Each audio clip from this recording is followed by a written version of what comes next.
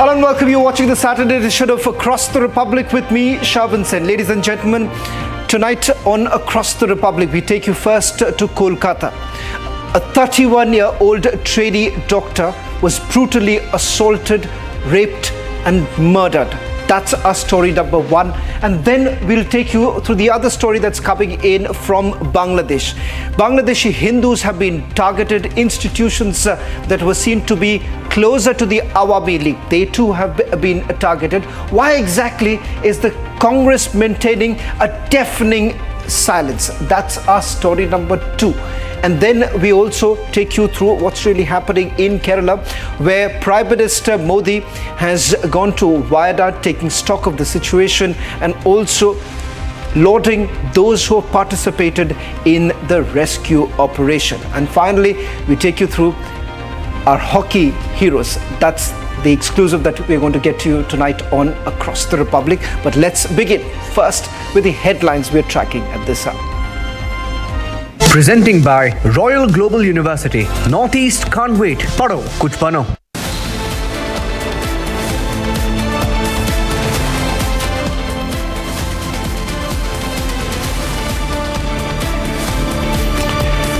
The big claim made by Bangladeshi top editor Rahul Gandhi meets Khaleda Zia's son in London.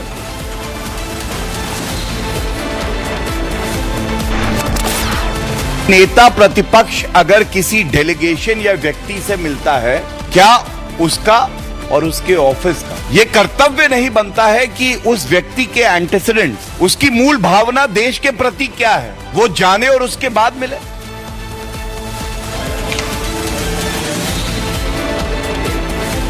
BJP ups the ante against Rahul Gandhi, says that the grand old party must answer on Rahul BNP link.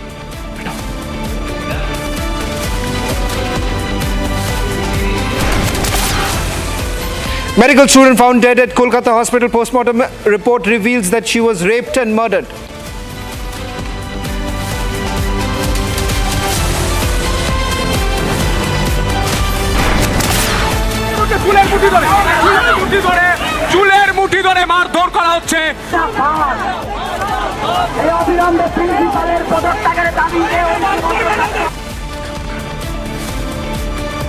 Doctors' murder in Kolkata triggers major protest. Many doctors ceased work to demand a thorough probe.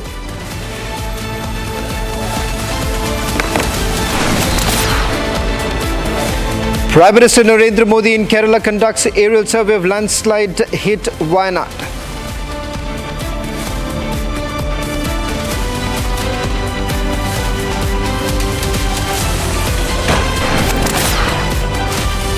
Vinesh Fogart waits for silver medal. Verdict decision to be out today around 9:30 in the evening.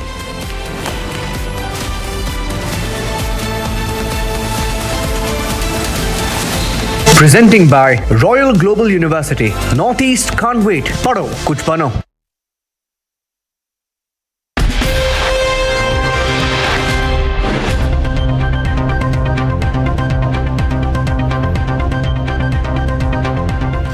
A second-year medical student was found dead in a semi-naked state inside the seminar room at the state-owned RG Kaur Medical College in Kolkata, triggering outrage and protest. While her family alleged rape and murder, the post-mortem report also hinted at sexual assault. While Chief Minister Mamata Banerjee spoke to the victim's family and assured justice, the BJP demanded a CBI probe. One person who is suspected to be the staffer at the hospital was arrested in connection with the case. Take a look at this report with all the latest updates coming in from Kolkata. In a shocking and tragic incident, a young postgraduate trainee doctor was discovered dead at a seminar room of a Kolkata government hospital on Friday. The family of the victim alleged rape and murder. They also accused the hospital of attempting to conceal the truth. So far, police have interrogated 5 staff members who were on duty along with the victim. Chief Minister Mamata Banerjee meanwhile spoke to the victim's family, assuring them of justice for their daughter. TMC MLA Nirmal Ghosh expressed his sorrow over the incident and assured a thorough investigation. I am here because हम तो हमारे इलाका की लड़की है, वो यहाँ पढ़ाई कर रहा है और इसलिए मैं दुखित हूँ कि एक लड़की के ऊपर ऐसा हो सकता है। ये सारा घटना निकल के आएगी जब क्रिमिनल जो है, जिन्होंने ये हरकत किया है, जिन्होंने ये घटना घटाया है, उनको पकड़ने से ही सारा घटना आ जाएगा। एवं इसलिए सीपी निजे, police commissioner, joint commissioner, deputy commissioner, police, all big अधिकारी, हेल्थ की सारा अधिकारी including principal secretary Nigam, RG Kar hospital principal, super, all PG hospital director खुद आए हैं। The BJP, however, demanded a CBI inquiry into the matter. देखिए, आज जो ब्राइट एक डॉक्टर जो पोस्ट ग्रेजुएट ट्रेनी आज आरजीकर जैसा हॉस्पिटल में काम कर रहे थे, जो जिस हालत में उनका बॉडी मिला गया, कंप्लीटली निर्वस्त्र और बहुत बॉडी में ब्रूइसेस, लेकिन यहाँ पर इन लोग पोस्टमार्टम कर रहे हैं, ये हमको सुनने में आ रहा है। हम लोग चाहते हैं कि परिवार ये बोले कि वो प्रिजर्व करे बॉडी, और कल हम लोग केंद्रीय सरकार के कोई अस्पताल से पोस्टमार्टम करेंगे, क्योंकि यहाँ का ये सरकार का स्टेट सिस्टम से अगर पोस्टमार्टम हो तो जो सच्चाई है वो फिर से दब जाएगा। The incident sparked massive protests and calls for justice.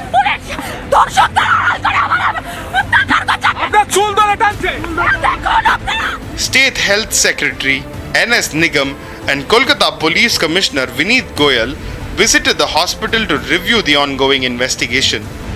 Meanwhile, the postmortem report has hinted at sexual assault.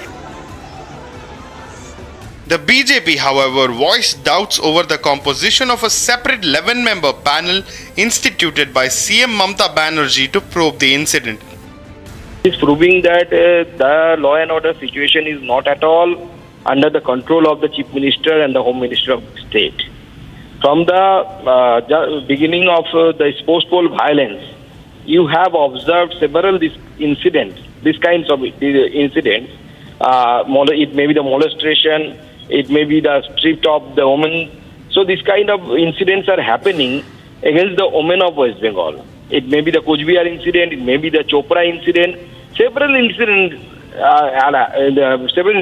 happen. The thing is that the law and order situation, especially in case of the crimes those are happening against the women, is really increasing day by day, and West Bengal government is just trying to cover up the things. पश्चिम बंगाल में ममता दीदी के सरकार के तहत न मां, न माटी, न मानुष सुरक्षित है। जिस प्रकार से एक शव बरामद हुआ है एक महिला जूनियर डॉक्टर का एक सरकारी अस्पताल में, वो भी सेमिनार हॉल में उनकी ड्यूटी के बाद आरजीकर मेडिकल कॉलेज में, उसमें पता चलता है कि उनके साथ बलात्कार और फिर उनकी हत्या की गई है। पश्चिम बंगाल में ममता बनर्जी होम मिनिस्टर भी है, हेल्थ मिनिस्टर भी है, और उधर अगर एक महिला डॉक्टर, एक जूनियर डॉक्टर जो ड्यूटी पर है, अस्पताल में ही सुरक्षित नहीं है, तो संदेश खाली में उनकी क्या स्थिति होगी? Even as the postmortem suggests that the victim was brutally raped and murdered, the incident itself has raised concerns over the security of trainee doctors at state-run healthcare units in Bengal. Under fire by the BJP over its silence on the attacks on minority Hindus in strife on Bangladesh, the Congress finally broke its silence as it expressed concern over the prevailing situation in the neighborhood. However, their response was far more political in nature than humane, as it took a swipe at Prime Minister Narendra Modi for failing to stop or prevent the attacks on Hindus in Bangladesh. In fact, as far as the border situation is concerned, what we have seen is there have been checkposts that have also been put into place so that the threat of infiltration and the movement of people along the border is essentially stopped. Take a look at this report.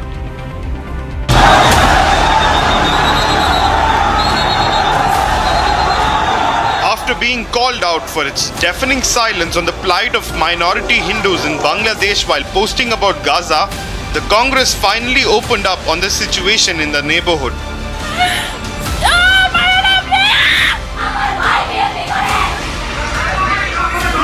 However, while voicing concerns over the state of minorities in Bangladesh, the Congress resorted to scoring political brownie points. It accused PM Modi of failing to stop attacks on Hindus in the neighboring country. The Congress questioned why PM Modi, who stopped the Russia-Ukraine war to secure the passage of distressed Indians, couldn't prevent any attacks on Hindus in Bangladesh. Bharat सरकार क्या कर रही है? बांग्लादेश है और भारत सरकार को तो अपनी नज़र गड़ा के रखना चाहिए था। हमारी सरकार असफल रही है उसमें। और ये जो मोदी जी के भक्त हैं, ये कहते थे उनका डंका बजता है दुनिया में, उनके कहने से यूक्रेन में वार रुक जाता। तो भाई बांग्लादेश में ये कैसे हो गया? तो मोदी जी को हस्तक्षेप करना चाहिए। वहाँ का जो हिंदू है असुरक्षित है, उसके साथ में जो दुर्व्यवहार हो रहा है, कातिलाना हमला हो रहा है, उसके ऊपर रोक लगनी चाहिए। Meanwhile, a senior official in Assam said the state has closed its border checkpost to prevent infiltration. Informing that the border checkpost has been closed since Monday, the official said the movement of people along the Bangladesh border has also been stopped. तो Sunday को जो बांग्लादेश में incident हुआ है और शुरू हुआ है, उसके कारण we have 100 kilometres of international border, so we are in high alert and we are making sure that no incident of any violence or any issue happens in the border, and border security forces, BSF, police are on high alert for this regard. लोग आते जाते हैं, वो भी कुछ दिनों से बंद है, and we are watchful. If the situation improves, we'll again start. Earlier, visuals emerged of Bangladeshis massing at the border close to Bengal's Cooch Behar district amid the violence and chaotic turn of events in their homeland. As Bangladesh struggles to rein in mobs going after the minority Hindus, the Congress's response is evidently forced and motivated rather than an expression of genuine concern. Well, the BJP unleashed a scathing attack on the Congress over a sensational claim of a meeting between Rahul Gandhi and a BNP leader in London by the editor-in-chief of Bangladeshi daily Blitz. Alleging that anarchism and negativity were in the Congress DNA, the BJP said the positions and actions of a mainstream political party in the country have to align with its core national and foreign policy interests. Take a look at this report. After the explosive claim of a meeting between Rahul Gandhi and a Bangladesh Nationalist Party leader, the BJP came out all guns blazing at the Congress. Claiming that anarchism and negativity were in the DNA of the Congress, the BJP said it was a matter of concern that its views and actions did not align with the country's core foreign policy interests. The BJP said any responsible leader or party should check if the views of a foreign leader aligns with those of the country that he represents before setting up a meeting with him. Raising its pitch against Rahul Gandhi, the BJP questioned what went down at the alleged meeting that provoked a sequence of tumultuous events in Bangladesh. पहला सवाल तो ये उठता है, नेता प्रतिपक्ष अगर किसी डेलीगेशन या व्यक्ति से मिलता है, क्या उसका और उसके ऑफिस का ये कर्तव्य नहीं बनता है कि उस व्यक्ति के एंटीसीडेंट्स, उसकी मूल भावना देश के प्रति क्या है, वो जाने और उसके बाद मिले? भारत की फॉरेन पॉलिसी, हर नागरिक का यह फर्ज है कि उसके तहत ही कार्य करे, ऐसा कुछ ना करे जिससे कि भारत की जो फॉरेन पॉलिसी है, भारत की जो संप्रभुता है, उसको कोई चोट लगे। लेकिन ये जो दोनों प्रश्न पूछे गए, आप किसी देश के समर्थन में जो प्रदर्शन कर रहे हैं उनसे मिलते हैं, क्या राहुल गांधी ही उकसाते हैं? Appearing in a live debate with Republic's editor-in-chief Arnab Goswami on Friday, the editor of Blitz claimed that Rahul met a BNP leader in London before the civilian uprising. Meanwhile, Assam Chief Minister Himanta Biswa Sarma condemned Rahul's silence on the plight of minorities, especially Hindus in Bangladesh. Himanta said while PM Modi was working with diplomatic channels to prevent attacks on minorities in Bangladesh, the Congress's silence was proof that it wasn't moved by the plight of Hindus in the neighborhood. Bangladesh का हिंदू के लिए ये कांग्रेस लोग कितना बार tweet किया, कितना बार धरना प्रदर्शन किया। आज जो कांग्रेस है उन्होंने प्रूफ कर दिया कि दुनिया में कहीं भी मुसलमानों का तकलीफ होगा तो हम हैं, लेकिन हिंदू का तकलीफ है हम नहीं है। हम खाली हिंदू का बीच में हिंदू को जातियों में तोड़ने का काम ही हमारा मकसद है, बाकी और हमारा कुछ लक्ष्य नहीं है। हिंदू अगर मर भी जाए, गाजा के लिए मैं 25 बार ट्वीट करूंगा, लेकिन बांग्लादेश का हिंदू के लिए एक बार भी मैं रोने का काम नहीं करूंगा। यही कांग्रेस है। As the BJP continues to train its guns at the Congress party and Rahul Gandhi, the big question is, did the alleged London meeting throw Bangladesh into anarchy? Now let's take you through the latest developments coming in from the state of Kerala, where the Prime Minister conducted an aerial survey of the landslide hit Wayanad. In fact, he was also accompanied by Chief Minister Pinarayi Vijayan. Prime Minister Modi was seen surveying the extent of damage brought by the devastating landslides. He also visited the relief camps where locals displaced by the calamity were being sheltered currently. Take a look at this report. Prime Minister Narendra Modi arrived in Kerala on Saturday for a visit to landslide-ravaged Wayanad. Received by Kerala Chief Minister Pinarayi Vijayan, PM Modi was seen boarding a chopper to conduct an aerial survey of the scene of the landslides. Visuals captured PM Modi in a chopper surveying the ruins and listening intently as he was given a briefing on the aftermath of the landslides that claimed over 400 lives. PM Modi also took stock of the ongoing efforts to rehabilitate the survivors and people affected by the calamity. Later in the day, PM Modi visited the relief camps, pledging support to people displaced by the landslides. सैकड़ों परिवार के सपने उजड़ गए हैं।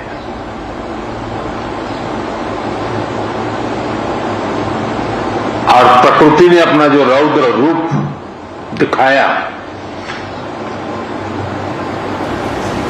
मैंने वहां जाकर के परिस्थिति को देखा है। मैं रिलीफ कैंप में भी इन पीड़ित परिवारों से मिला हूं जिन्होंने एक्चुअली उस समय जो देखा और जो झेला उसका विस्तार से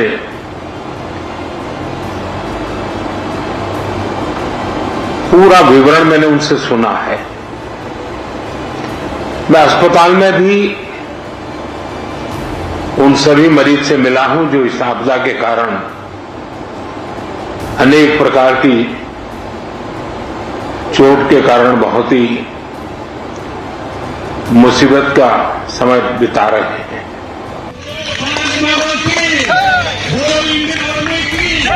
Earlier, the locals at Wayanad gathered in numbers to give a heartwarming send-off to the army contingent, which led the relief and rescue operations in Wayanad.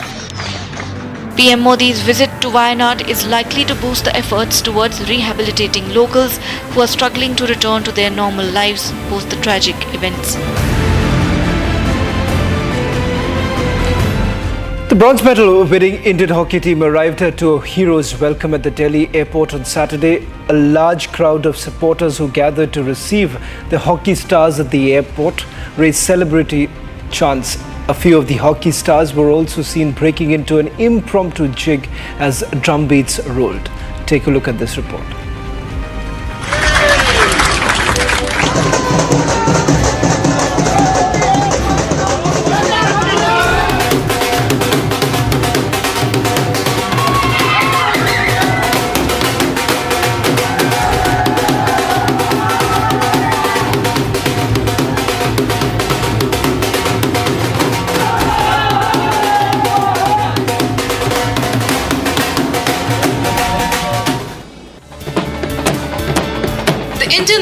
hockey team, which won bronze at the Paris Olympics in a repeat of their feat in the Tokyo Games, was accorded a grand reception on their arrival at the Delhi airport.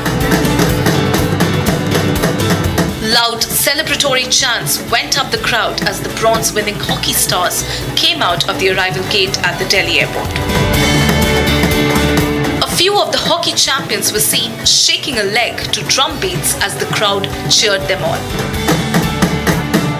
Amid loud chants, the captain of the Indian men's hockey team, Harmanpreet Singh, rued missing out on the gold, but said winning a medal for the country means a lot.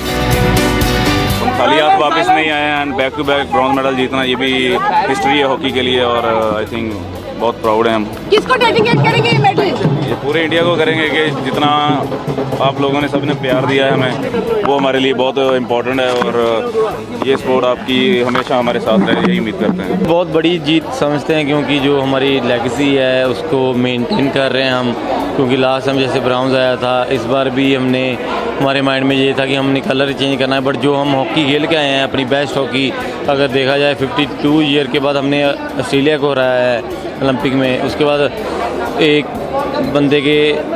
बंदा को card हो के उसके बाद हमने full match खेल के वो मैच क्वार्टर फाइनल जीता है, तो आई थिंक बहुत अच्छी फीलिंग है। हॉकी की हिस्ट्री स्पेशली ओलंपिक में बहुत ज़्यादा स्ट्रॉन्ग है, जैसे हमारे 8 गोल्ड मेडल हैं वहाँ पहले है ना 90s में और ब्रॉन्ज मेडल हैं, सिल्वर मेडल हैं, और वो वाले टाइम में ऐसा था भी बिल्कुल ही मतलब 100% हम श्योर होते थे भी हॉकी में मेडल आएगा ही आएगा ओलंपिक्स में, और हम लोग वो टाइम फील कर रहे हैं अभी, वो टाइम वापस आ रहा है और वापस आ गया है, क्योंकि बैक टू बैक मेडल लेके आना ओलंपिक में छोटी बात नहीं है। और ठीक है अभी हमने ब्रॉन्ज बैक टू बैक लेके आए हैं, लेकिन इन फ्यूचर जो भी टूर्नामेंट हुएंगे ये मेडल का कलर भी चेंज होगा और परफॉर्मेंस भी इससे बेटर होगी। Meanwhile, in a special gesture, the pilot of the Air India flight led the passengers and crew in giving a round of applause to the bronze-winning hockey stars. Earlier, PR Srijesh, the retiring shot stopper of the bronze-winning hockey team, relieved his last dance for the country at the Olympics.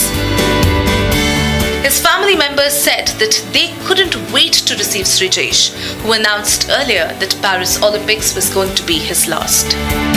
PR Srijesh, the full name, Para to Ravindran Srijesh, who has scripted history from a hamlet in Kirakambalam in Kerala, where there's hardly just one international turf for hockey.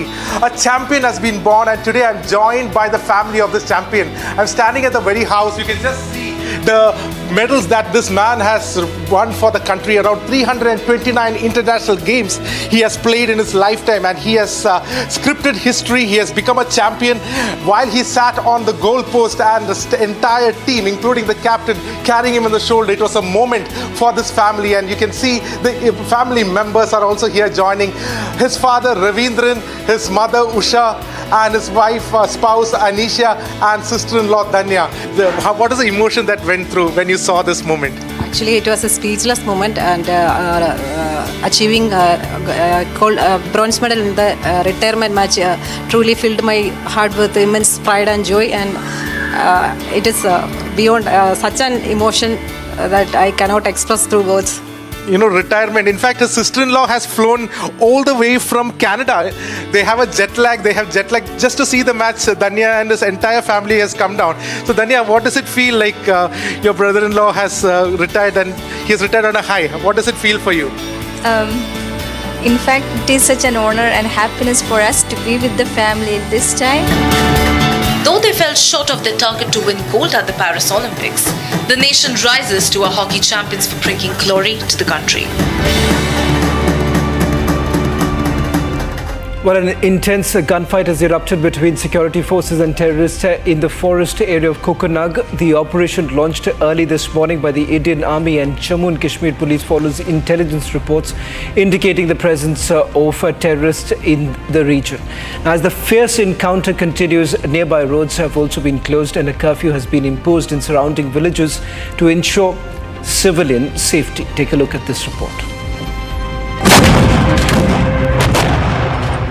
An intense exchange of fire erupted today between the security forces and terrorists during a coordinated search operation in the forested area of Kokarnag in South Kashmir.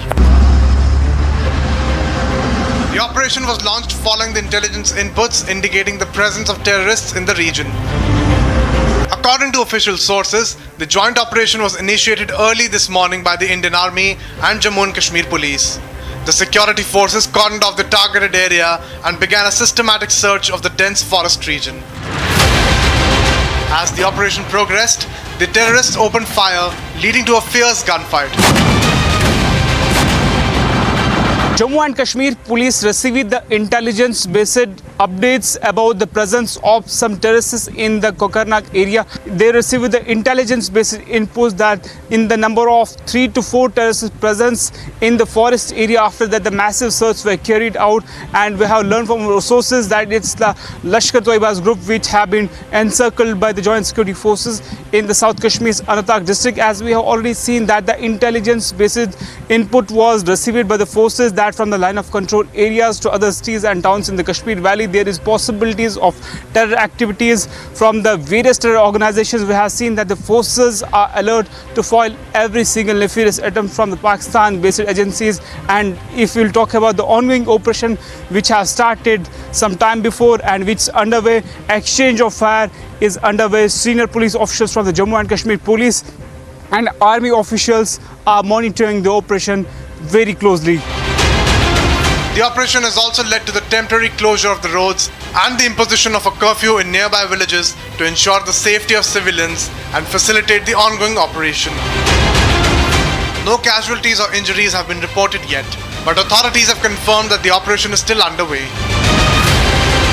The operation is part of a broader strategy to combat terrorism in the region, which has seen a resurgence of terror activities in recent months. The security forces have launched a hunt to neutralize the threat and restore peace in the area.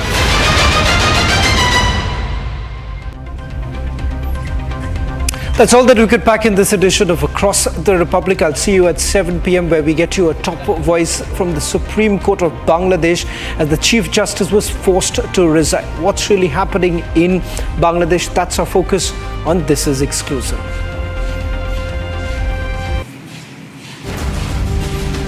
Minorities attacked, Awami League supporters targeted, Chief Justice of Bangladesh asked to step down.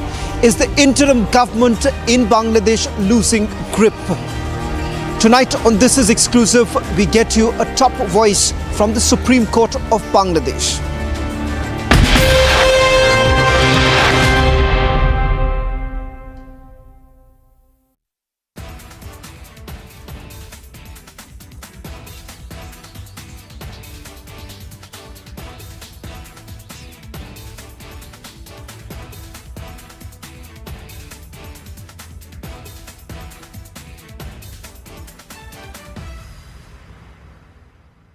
Delayed, certainly.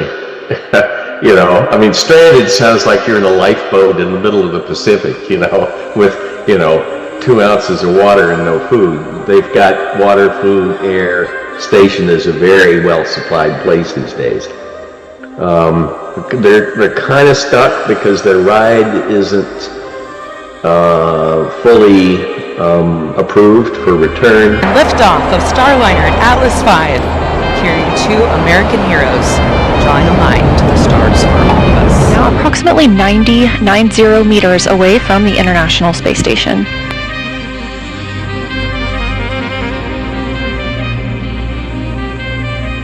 And we are coming up on 30 meters from the International Space Station, getting a beautiful view now of Starliner. Ignition. And liftoff of Starliner and Atlas V. Carrying 2 American heroes, drawing a line to the stars for all of us.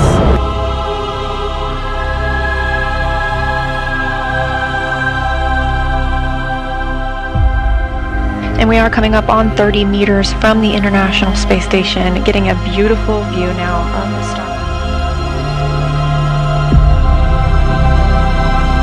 This week on Get Me Right, who deposed Sheikh Hasina in Dhaka?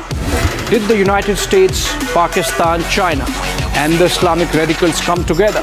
Or was it Sheikh Hasina's own doing? Also, 5 years after that momentous decision to abrogate Article 370, how is our Kashmir doing? Watch your favorite deep dive show, Get Me Right, this weekend with me, Abhishek Kapoor.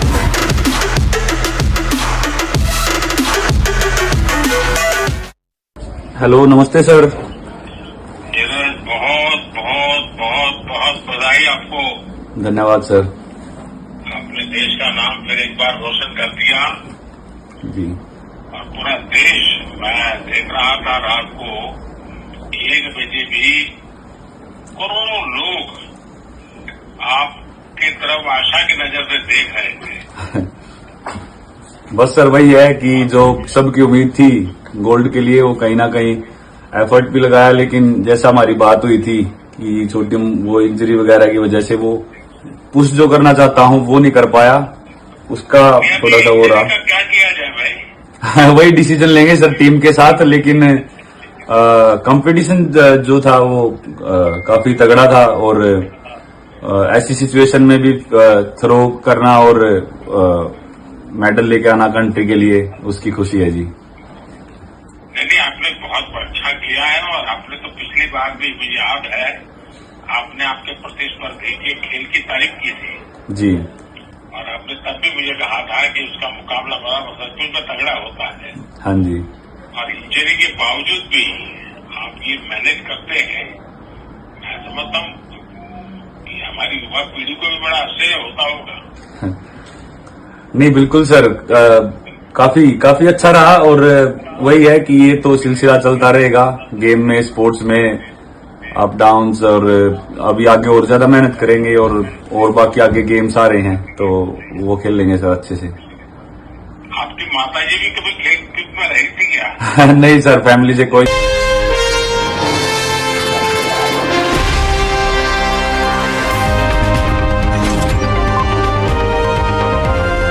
Blending the human side of mobile tech with reliable journalism at Asia's largest news headquarters. HMD Smartphones and Republic, partnering to prioritize innovation.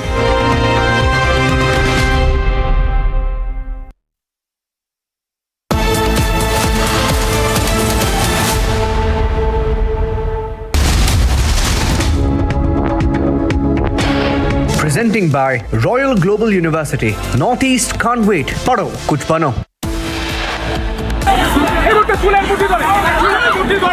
চুলের মুঠি ধরে মারধর করা হচ্ছে।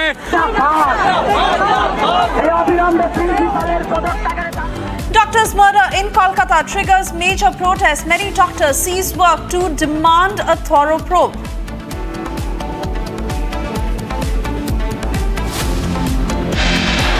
Speaking to Arnab Goswami, Bangladeshi journalist makes a big claim. He says that Rahul Gandhi met Khaleda Zia's son in London. Atrocities on Bangladeshi Hindus mount call to save them echoes in London, protests outside UK Parliament.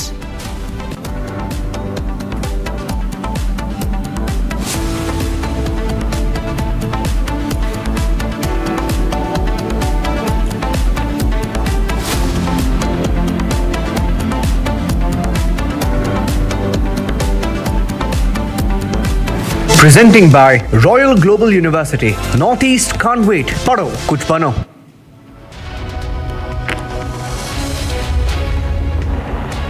And first up in this edition, as we get you the latest of what's expected at 9:30 p.m. today. Yes, it is extremely crucial as far as the verdict will be out on Vinesh Phogat's disqualification and whether she bags a silver or not. Now, the Court of Arbitration for Sports that heard all the arguments and the Indian Olympic Association that was represented by Harish Salve, where the final verdict is to be pronounced at 9:30 p.m. as per Indian time.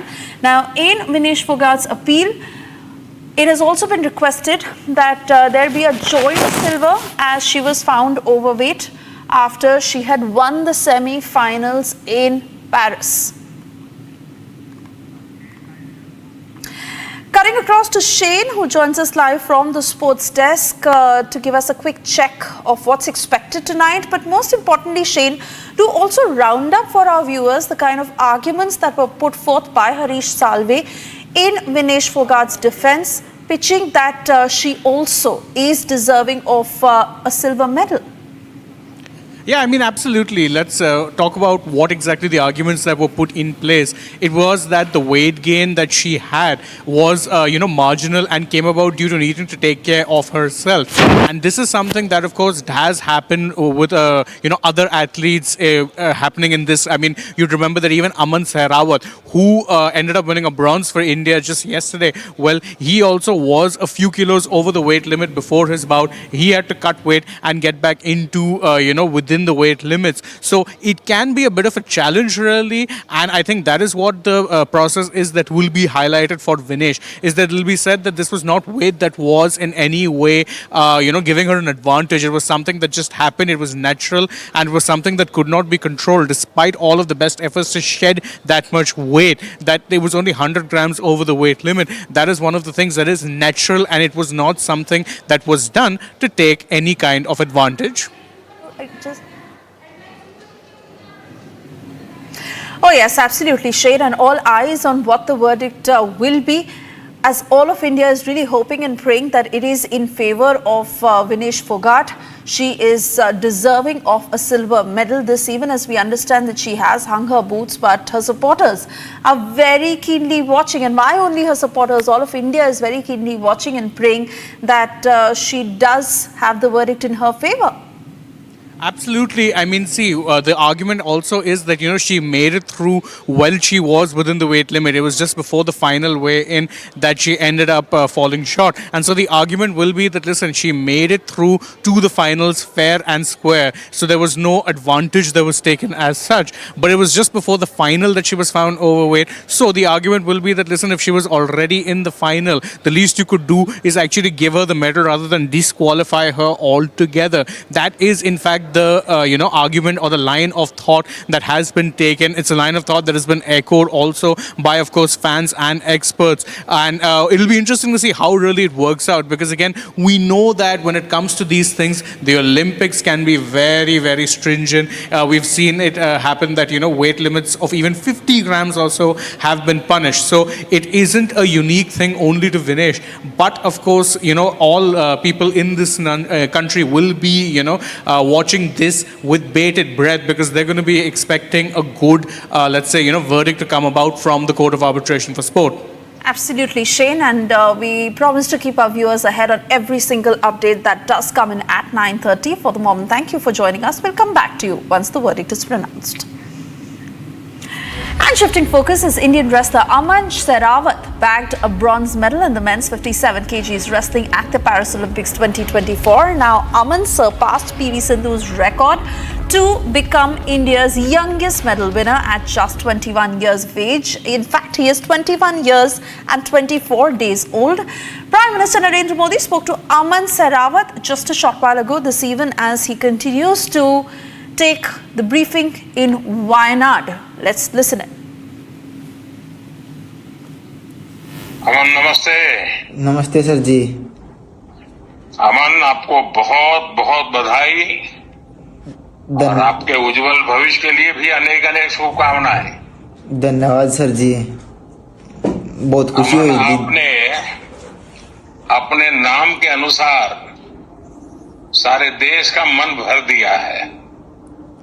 हाँ जी, मेरी देशवासियों का आशीर्वाद था जी, और आपकी मेहनत थी जी, जो इतने और एक सुविधा दी जी, टॉप्स ने और साई ने जी, आपने भी, जो सबकी मेहनत आया जी। बहुत कम खिलाड़ी ऐसे होते हैं जिनके लिए छत्रसाल स्टेडियम में जो अपना घर बना ले, और आपने तो उसको ही अपना घर बना करके पूरा अपने आप को खपा दिया। हाँ जी, मतलब घर में भी नहीं रहे जी इतने साल, तो उस खाड़े में आई तो वही घर समझ लिया जी हमने तो। वही तो। हाँ जी। और देखिए अमन, मैं मानता हूं देशवासियों के लिए आपका जीवन बहुत ही प्रेरक है। एक तो आप सबसे छोटी आयु के हमारे एथलीट हैं जो इस प्रकार से मेडल लेकर के आ रहे हैं। आप सबसे छोटी आयु के हैं, और इसके लिए आपके लिए तो इतना जीवन, इतना लंबा समय आपके पास है। मैं मानता हूं आप देश को खुशियों से भर देंगे। हाँ जी, 2028 में जी ओलंपिक में गोल्ड ले आएंगे जी। पूरी मेहनत कराएंगे जी ओलंपिक में गोल्ड के लिए। मुझे पूरा विश्वास है आप सफल होने वाले हैं। और आपने जीवन में भी बहुत संघर्ष किया, माँ बाप खोने के बाद भी आप बिल्कुल जीवन में डटे रहे। ये बहुत ही प्रेरक जीवन है आपका। हाँ जी, संघर्ष तो जी यार एक सब न करना पड़ा है जी, किसी न किसी तरीके से करना पड़ा है जी। आप भी तो संघर्ष करो जी, वो भी तो एक संघर्ष ही है। नहीं, हमारा तो क्या है, हम तो देश की सेवा में लगे हैं। आप लोग तो दिन रात, मैं तो आप न रात को सोते हैं न आप दिन सुबह, कितनी ठंड क्यों न हो, रजाई ओढ़ के सोने का मन कर जाए तो भी आप तो मैदान में जाके मेहनत करते हो, तब जाकर के यहाँ पहुंचते हो। हाँ जी। वहाँ सब साथियों को क्या लग रहा है, क्योंकि मुझे लगता है शायद पुरुषों में तो आप ही हैं जो कुश्ती के मैदान में आगे आए। हाँ जी, मतलब एक ही क्वालिफाई हुआ था जी पुरुषों में, तो बस यही सोच रहा था भाई यार बार रेसलिंग में मेडल आता तो अब की बात ये जिम्मेवारी है तो मेडल दिलाने की, तो मैंने अपना पूरा 100% दिया जी। नहीं, वाकई आपने बहुत बहुत लगन से काम किया और देश को जो आशा थी उसको भरने के लिए आपने भरपूर काम किया है। आज मैं देशवासियां उम्मीद रेसलिंग वाला तो जी गोल्ड की थी पर वो नहीं ले पाए, पर 2028 में जरूर ले आऊंगी जी। आप देखिए, आप गोल्ड हो, सिल्वर हो, ब्रॉन्ज हो, आप उस चिंता को छोड़ दीजिए। आपने देश को बहुत दिया है और देशवासी हर कोई सीना तान करके अमन का नाम ले रहा है। आपने इतनी स्थिति और बहुत छोटी आयु में स्थिति पाई है। इब्बे तो जी कुछ नहीं दिया, इब्बे तो बहुत कुछ देना जी देश तय तो। नहीं, मुझे पूरा भरोसा है, जिसका ऐसा सपना होता है ना वो देता ही है। हाँ जी। चलिए अमन, मुझे बहुत अच्छा लगा, आपने देश का नाम रोशन किया है और आपका जीवन देश के नौजवानों के लिए बहुत बड़ी प्रेरणा बनेगा।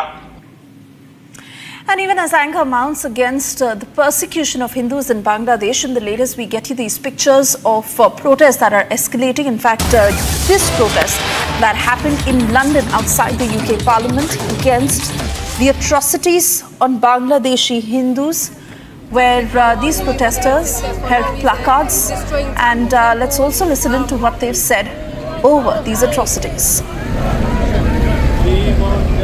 So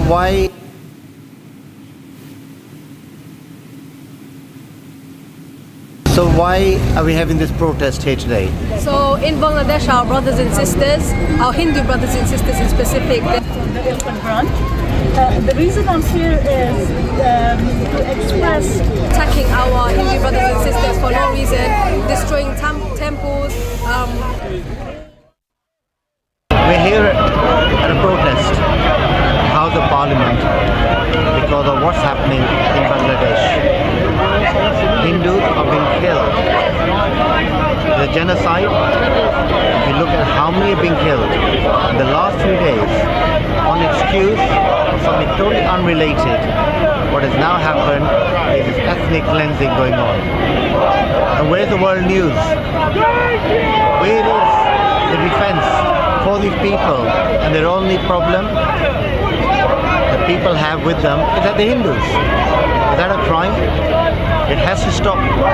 We want the British government doing something to put pressure on the Bangladeshi government to stop what's happening and to stop right now.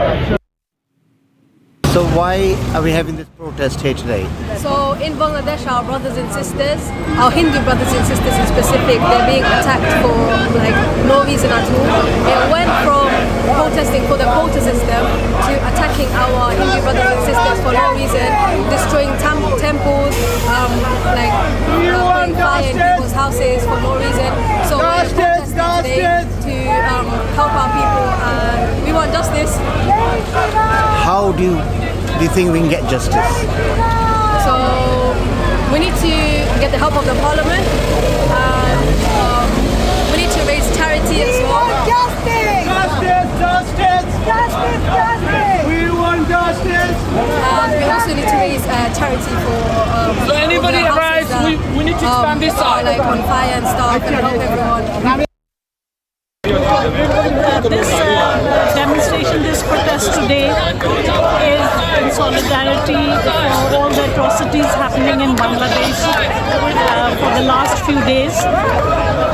You can move down to the other side This as well. protest was started off by the Hindu Bangladeshi students over here, and it has culminated in significant numbers of Hindu people turning up to express their concern about fellow Hindus in Bangladesh. Something we just started as quota reservations in Bangladesh has turned into such atrocities for Hindus over there. Mind boggles what is happening, and we hope sanity prevails and people's life comes to normal and all minorities are safeguarded in Bangladesh and in places like Bangladesh where there are uncertainties. Meanwhile, we also get details of an exchange of fire that happened during a cotton and search operation. This was reported from South Kashmir's Kokarnag, where joint security forces launched a massive cotton and search operation.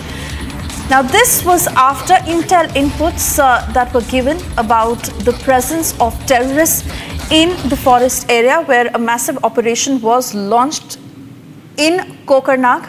Those, of course, are deferred pictures of the operation that is underway, and this entire area that has been cordoned as search is underway for terrorists who are allegedly hidden in this area. Let me cut across to Arawat, who joins us with the latest. Arawat, what do these inputs suggest, and what is the progress as far as the search operations are concerned?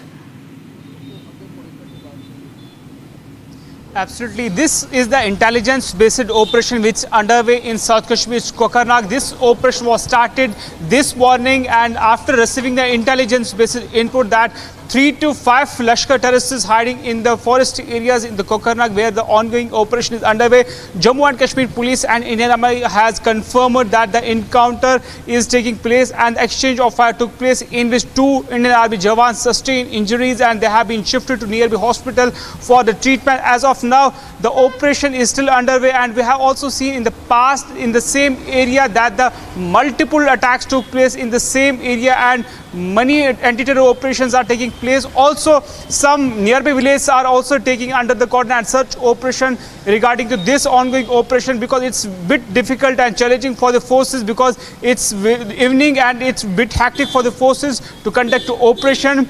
In the poor visibility, we have also seen it's very difficult terrains where the operation is ongoing, and also we have learned from our sources that intelligence-based input was received by the Jammu and Kashmir Police about the presence of some terrorists in the Kokarnag area where the operation is going on. 3 to 5 terrorists hiding in the forest areas there where the ongoing operation is underway, and we have also seen that the Jammu and Kashmir Police top officials and Indian Army officials are monitoring the operation site very closely, because we have already seen in the previous that the casualties from the army side took place in the same district where the ongoing operation underway. It's a bit cautious for the forces to take these operations very carefully. Actually, we have also seen in the past that the casualties from the forces. Yeah, back to you, Swesha. All right, Arawat, many thanks for getting us those details. Of course, we have to step into a short commercial break right now, but we'll be back on the other side with the very latest as far as the status on these operations are concerned, and the other top stories we're tracking for you this evening. Do stay tuned. Minorities attacked, Awami League supporters targeted, Chief Justice of Bangladesh asked to step down. Is the interim government in Bangladesh losing grip? Tonight on This Is Exclusive, we get you a top voice from the Supreme Court of Bangladesh.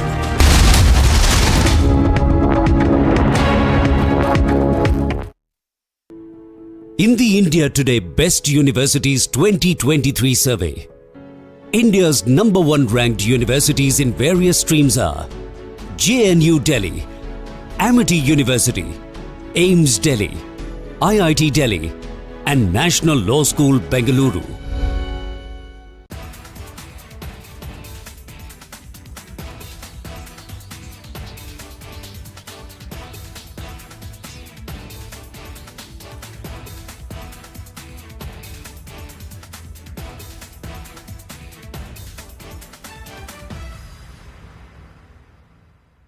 Hello, नमस्ते sir.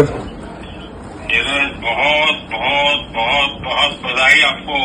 धन्यवाद sir. आपने देश का नाम फिर एक बार रोशन कर दिया जी। और पूरा देश, मैं देख रहा था रात को 1 बजे भी करोड़ों लोग आपकी तरफ आशा की नजर से देख रहे थे। बस सर वही है कि जो सबकी उम्मीद थी गोल्ड के लिए, वो कहीं ना कहीं एफर्ट भी लगाया, लेकिन जैसा हमारी बात हुई थी कि छोटी वो इंजरी वगैरह की वजह से वो पुश जो करना चाहता हूं वो नहीं कर पाया, उसका थोड़ा सा हो रहा। क्या किया जाए भाई? वही डिसीजन लेंगे सर टीम के साथ, लेकिन कंपटीशन जो था वो काफी तगड़ा था और ऐसी सिचुएशन में भी थ्रो करना और मेडल लेके आना कंट्री के लिए, उसकी खुशी है जी। नहीं, आपने बहुत अच्छा किया है और आपने तो पिछली बार भी, मुझे याद है, आपने आपके प्रतिस्पर्धी के खेल की तारीफ की थी जी। और आपने तब भी मुझे कहा था कि उसका मुकाबला बड़ा सचमुच में तगड़ा होता है। हाँ जी। और इंजरी के बावजूद भी आप ये मैनेज करते हैं, मैं समझता हूँ कि हमारी युवा पीढ़ी को भी बड़ा आश्चर्य होता होगा। नहीं बिल्कुल सर, काफी अच्छा रहा और वही है कि ये तो सिलसिला चलता रहेगा गेम में, स्पोर्ट्स में अप डाउन्स, और अभी आगे और ज्यादा मेहनत करेंगे और बाकी आगे गेम्स आ रहे हैं तो वो खेल लेंगे सर अच्छे से। आपकी माता जी भी कभी खेल कूद में रही थी क्या? नहीं सर, फैमिली से कोई नहीं रहा, पर ये है कि यहाँ हरियाणा में वो माहौल जरूर है खेल का, तो कुछ ना कुछ पहले बचपन में खेल रहे होंगे। माता जी का जो इंटरव्यू है जी, उसमें एक जो स्पोर्ट्स परिवार का स्पिरिट होता है, हाँ जी, वो बहुत। And well, a second-year medical student who was found dead in a semi-naked state inside the seminar room at the state-owned RG Kar Medical College in Kolkata, triggering widespread protests. While her family alleges rape and murder, the post-mortem report that also hinted at sexual assault. Chief Minister Mamta Banerjee, who spoke to the victim's family and assured justice, but the BJP upping the ante against the TMC government, demanding a CBI probe. One person who is suspected to be a staffer at the hospital was arrested in connection with the case. We get you all the details in this report. In a shocking and tragic incident, a young postgraduate trainee doctor was discovered dead at a seminar room of a Kolkata government hospital on Friday. The family of the victim alleged rape and murder. They also accused the hospital of attempting to conceal the truth. So far, police have interrogated 5 staff members who were on duty along with the victim. Chief Minister Mamta Banerjee meanwhile spoke to the victim's family, assuring them of justice for their daughter. TMC MLA Nirmal Ghosh expressed his sorrow over the incident and assured a thorough investigation. I am here because हम तो हमारे इलाका की लड़की है, वो यहाँ पढ़ाई कर रहा है और इसलिए मैं दुखित हूँ कि एक लड़की के ऊपर ऐसा हो सकता है। ये सारा घटना निकल के आएगी जब क्रिमिनल जो है, जिन्होंने ये हरकत किया है, जिन्होंने ये घटना घटाया है, उनको पकड़ने से सारा घटना आ जाएगा। एवं इसलिए सीपी निजे, police commissioner, joint commissioner, deputy commissioner, police, all big अधिकारी, हेल्थ की सारा अधिकारी including principal secretary Nigam, RG Kar hospital principal, super, all PG hospital director खुद आए हैं। The BJP, however, demanded a CBI inquiry into the matter. देखिए, आज जो ब्राइट एक डॉक्टर जो पोस्ट ग्रेजुएट ट्रेनी आज आरजीकर जैसा हॉस्पिटल में काम कर रहे थे, जो जिस हालत में उनका बॉडी मिला गया, कंप्लीटली निर्वस्त्र और बहुत बॉडी में ब्रूइसेस, लेकिन यहाँ पर इन लोग पोस्टमार्टम कर रहे हैं, ये हमको सुनने में आ रहा है।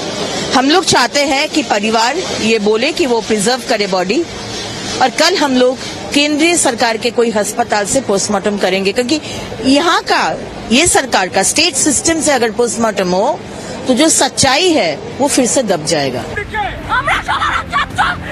The incident sparked massive protests and calls for justice.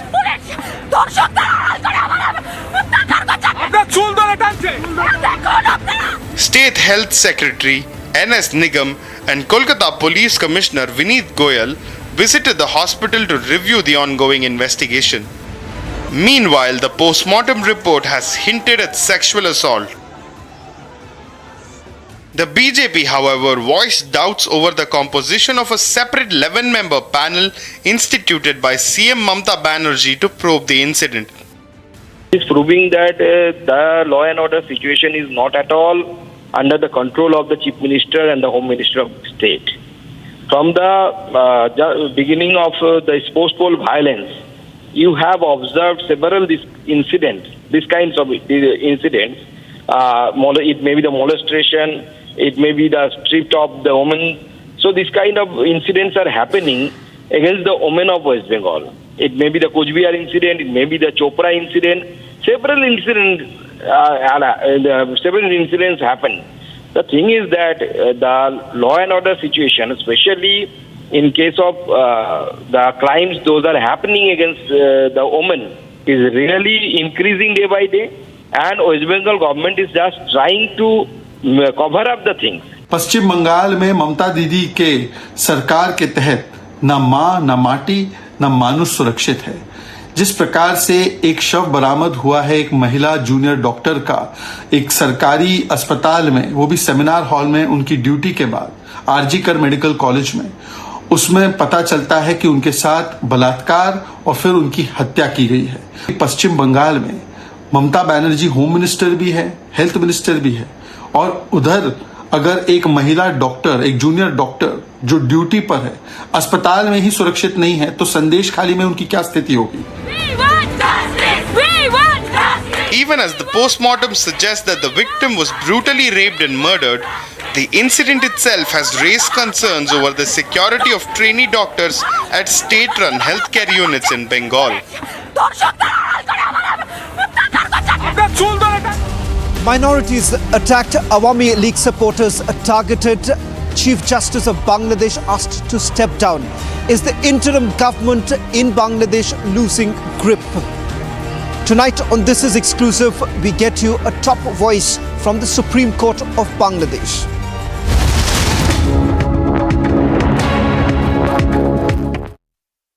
Delayed, certainly. Stranded sounds like you're in a lifeboat in the middle of the Pacific, with, 2 ounces of water and no food. They've got water, food, air. Station is a very well supplied place these days. They're kind of stuck because their ride isn't fully approved for return. Liftoff of Starliner at Atlas V, carrying 2 American heroes, drawing a line to the stars for all of us. Now approximately 90 meters away from the International Space Station.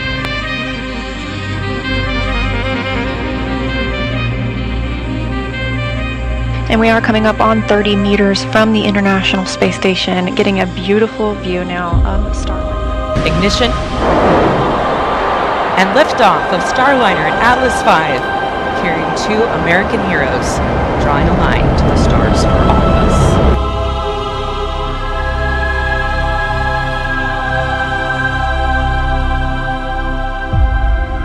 And we are coming up on 30 meters from the International Space Station, getting a beautiful view now of the star.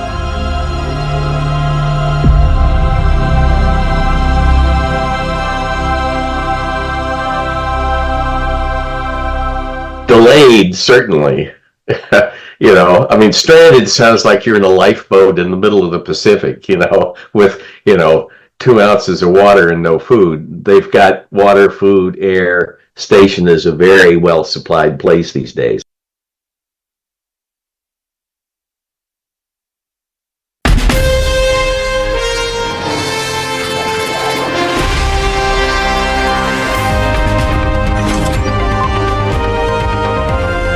Blending the human side of mobile tech with reliable journalism at Asia's largest news headquarters.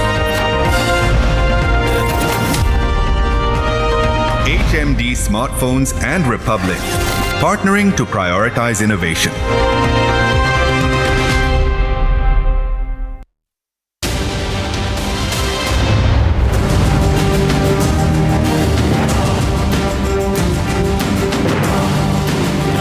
welcome you watching This Is Exclusive with me, Shavan Sen. Ladies and gentlemen, tonight I come to you with what's really happening in Bangladesh. That's been our continuing focus, and there is a reason why we still continue getting you what's really happening in Bangladesh. You have Hindus and minorities being targeted, Awami League supporters who are being targeted, institutions which were seemed to be closer to the Awami League, they are being targeted, and today you've had the Chief Justice of Bangladesh who was forced to step down. Look at what is really happening. The Chief Justice of Bangladesh was given an ultimatum that he has to resign and there is no other alternative.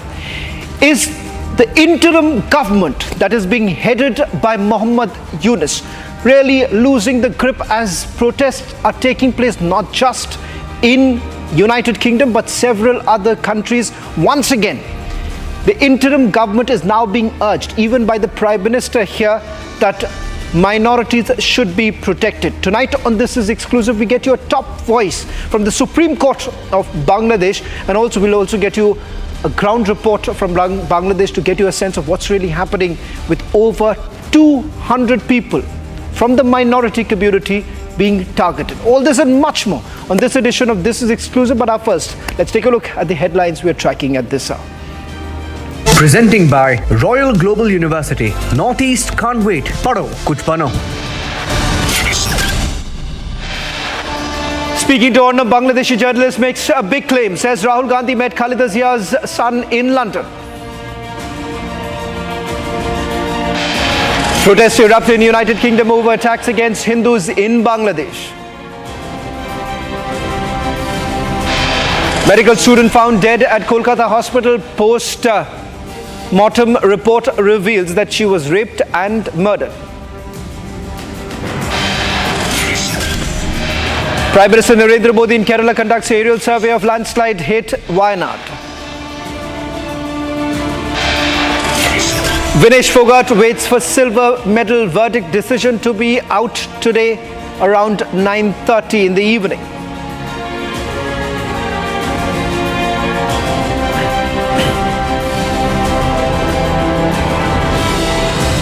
By Royal Global University. Northeast can't wait. Paro, kuch bano. For the last 7 days, ladies and gentlemen, if there is one image that is coming out from Bangladesh, it is that of the minorities being continuously targeted. You've had the head of the interim government, the chief advisor of the interim government, Muhammad Yunus, admitting that yes, minorities have been targeted and they should be protected. But has that really changed? If that was the case, then the Chief Justice of Bangladesh to begin with, he would have been protected. If the Chief Justice of Bangladesh is not being protected, look at what's really happening with the minorities there. So much so, Prime Minister of India, Narendra Modi, had urged Muhammad Yunus to step in and protect the Hindus. First, take a look at a report where we have put together all that is happening in Bangladesh, and then we go across to a top voice of the Supreme Court of Bangladesh telling you about what really happened in the just last few hours when the Chief Justice was being surrounded, crowded by the protesters, and was given an ultimatum that he should immediately resign. We'll also tell you why he was asked to resign.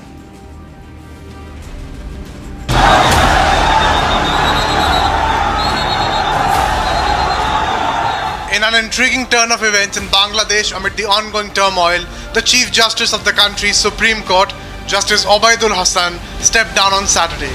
According to reports, the decision came in the face of a stern ultimatum served on him by student protesters who wanted him out by 1 p.m. local time. Visuals accessed by your channel showed protesters holding up national flags and chanting slogans, gathering outside the Bangladesh Supreme Court. According to a reputed local English daily, the 65-year-old Chief Justice will formally tender his resignation after calling on President Mohammad Shahabuddin in the evening. Hasnat Abdullah, who is at the forefront of the anti-discrimination student movement, gave an ultimatum to the Chief Justice and the justices of the Appellate Division to step down. Meanwhile, amid fresh tensions in India's neighborhood, the BSF boosted its deployment along the Bangladesh border in West Bengal's Cooch Behar to ward off infiltration. The fresh developments in the trouble-torn country are raising fears of Bangladesh falling into the hands of Islamic radicals by default. So what's really happening in Bangladesh right now? Hassan Tariq Chaudhry, an advocate of the Supreme Court of Bangladesh, joining us, a top voice in the Supreme Court, joining us on This Is Exclusive to put this into perspective. Mr. Tariq Chaudhry, thank you very much for joining us on This Is Exclusive. Let me straight away begin by asking you this. Unprecedented scenes that we witnessed earlier in the day. The Chief Justice was asked to step down. An ultimatum that was given by the protesters. In fact, the Supreme Court being घेराव by the protesters. What exactly is happening? Thank you. The thing is that we have to understand that the consequence is going on here in Bangladesh. It is the outcome of the people's uprising led by the agitating students on the pretext of anti-discrimination movement, the quota system.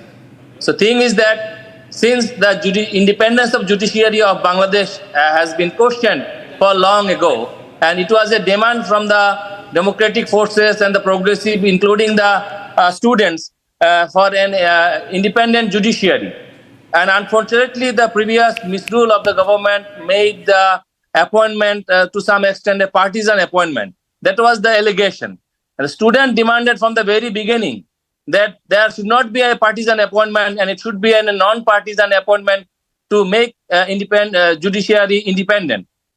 So far, my understanding is that out of that pretext, the students are demanding a non-partisan, a neutral judiciary, which will be enhance the independence of judiciary. That is the spirit comes from the general students who are protesting now, and they are pressing the interim government to follow the line. And accordingly, the one of the advisor who is in charge of the law ministry, he said that this is the responsibility of the sitting Chief Justice to understand what is to be done. And therefore, I guess the sitting Chief Justice went to the President, and according to the constitutional procedure, he submitted his resignation letter to the President, Mr. Shahabuddin. Mr. Tariq Chaudhry, the fact that you've had Awami League supporters being targeted, the fact that those institutions which many perceive to be close to the Awami League, they are being targeted. Beyond that, the message that is being sent across when the Chief Justice of the Supreme Court had to basically step down, that certainly sends across a very wrong message. And that is the reason why questions are being asked whether at all the interim government is in charge of what's really happening on the ground. In reality, in Bangladesh, there is actually no control all over the country. There is no police in the police stations. There is no official activities by the law enforcing agencies. And army, to some extent, they fail to fulfill the expectation of the people to protect the cities, ordinary citizen. And naturally, the extreme far-right forces and the communal forces, they were finding the opportunities to attack minorities, and they are fulfilling their agenda. This is the situation. And in this volatile situation, the interim government time and again called to the citizen to come down and not take law into their hand and cooperate the government to bring back the law and order in the country. But situation is that the country is still burning because of the protest, and there was a demand from the student to reform the whole system. And that is why part of that demand, the reform in the judiciary to make a non-partisan, not pro-previous government judiciary, and that is why they demanded a resignation. That is the question. And not only the Chief Justice, there are allegations against other judges that they are also appointed from the partisan outlook.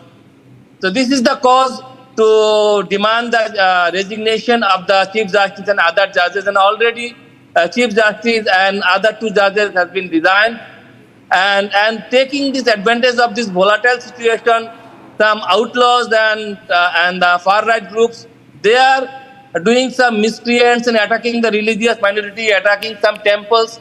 This is a one-side picture. And another side, the patriotic forces, the progressive leftist forces, they are calling for the protection of the religious minority. They are calling for the protection of the temples and other religious minorities, holy places. That is also be there. But thing is that the country not in stable situation, and the peace-loving people, the lawyers who are always in favor of rule of law, we all are demanding peace immediately. The other bigger concern right now, the minorities being targeted. The estimate that we have been given is roughly about over 200 have been targeted in the last few days. Several governments have come together urging the interim government in Bangladesh to take action. Has the situation improved? Is there any step that has been taken to protect the minorities? Well, to protect the minority, there is an initiative taken by the political parties, left and progressive political parties. They are stand by side with the religious minority, and as well as the students who are the leading force of this movement. They are also declared their position to protect the minorities. But on the other hand, the religious extremist forces, the far-right forces, they are breaking the law, they are doing their terrorism, and they are terrorizing the religious minorities. This is the two sides of this coin. We have to understand the situation as a whole, in total, comprehensively. Mr. Hassan, also the concern right now, the Jamatis as well as the BNP. What more can you tell us in terms of how exactly is the protest still being fueled? If this was an organic students' movement, then remember the Supreme Court had already taken a decision as far as the quota system is concerned. They would have been agreeable to the Supreme Court's verdict. It is quite clear that this has got nothing to do with the quota system. There is we have to understand that there is an anger from the student community that they demanded an immediate result from the highest court of the country. And there is an allegation by the student that Supreme Court to some extent delayed the judicial procedure to give a clear verdict regarding the quota system, regarding the quota reform. When protests become very bigger, very much volatile, then the judiciary compelled to give a clear verdict immediately by the request of the previous government. But at that time, the situation went beyond their control. Mr. Hassan, I'll just request you to stay on with us. Mr. Shoaib Chaudhary is also joining us on this broadcast, as well as we'll try and go across to our reporter from Dhaka in a short while from now. Mr. Shoaib, thank you very much for joining us on this broadcast. Let me straight away begin by asking you the role of the BNP. While there's not much focus that is being put right now, the role of BNP and the Jamaat, it appears that they too want to take full control of the situation. They want to make the most of it. Top BNP leaders, I'm being told, are now returning to Bangladesh. One such leader expected to come in tomorrow. Would the situation thereafter change? Thank you very much. You know that since the August 5th, a lot of dramatic things and very painful and unacceptable things are happening in this country.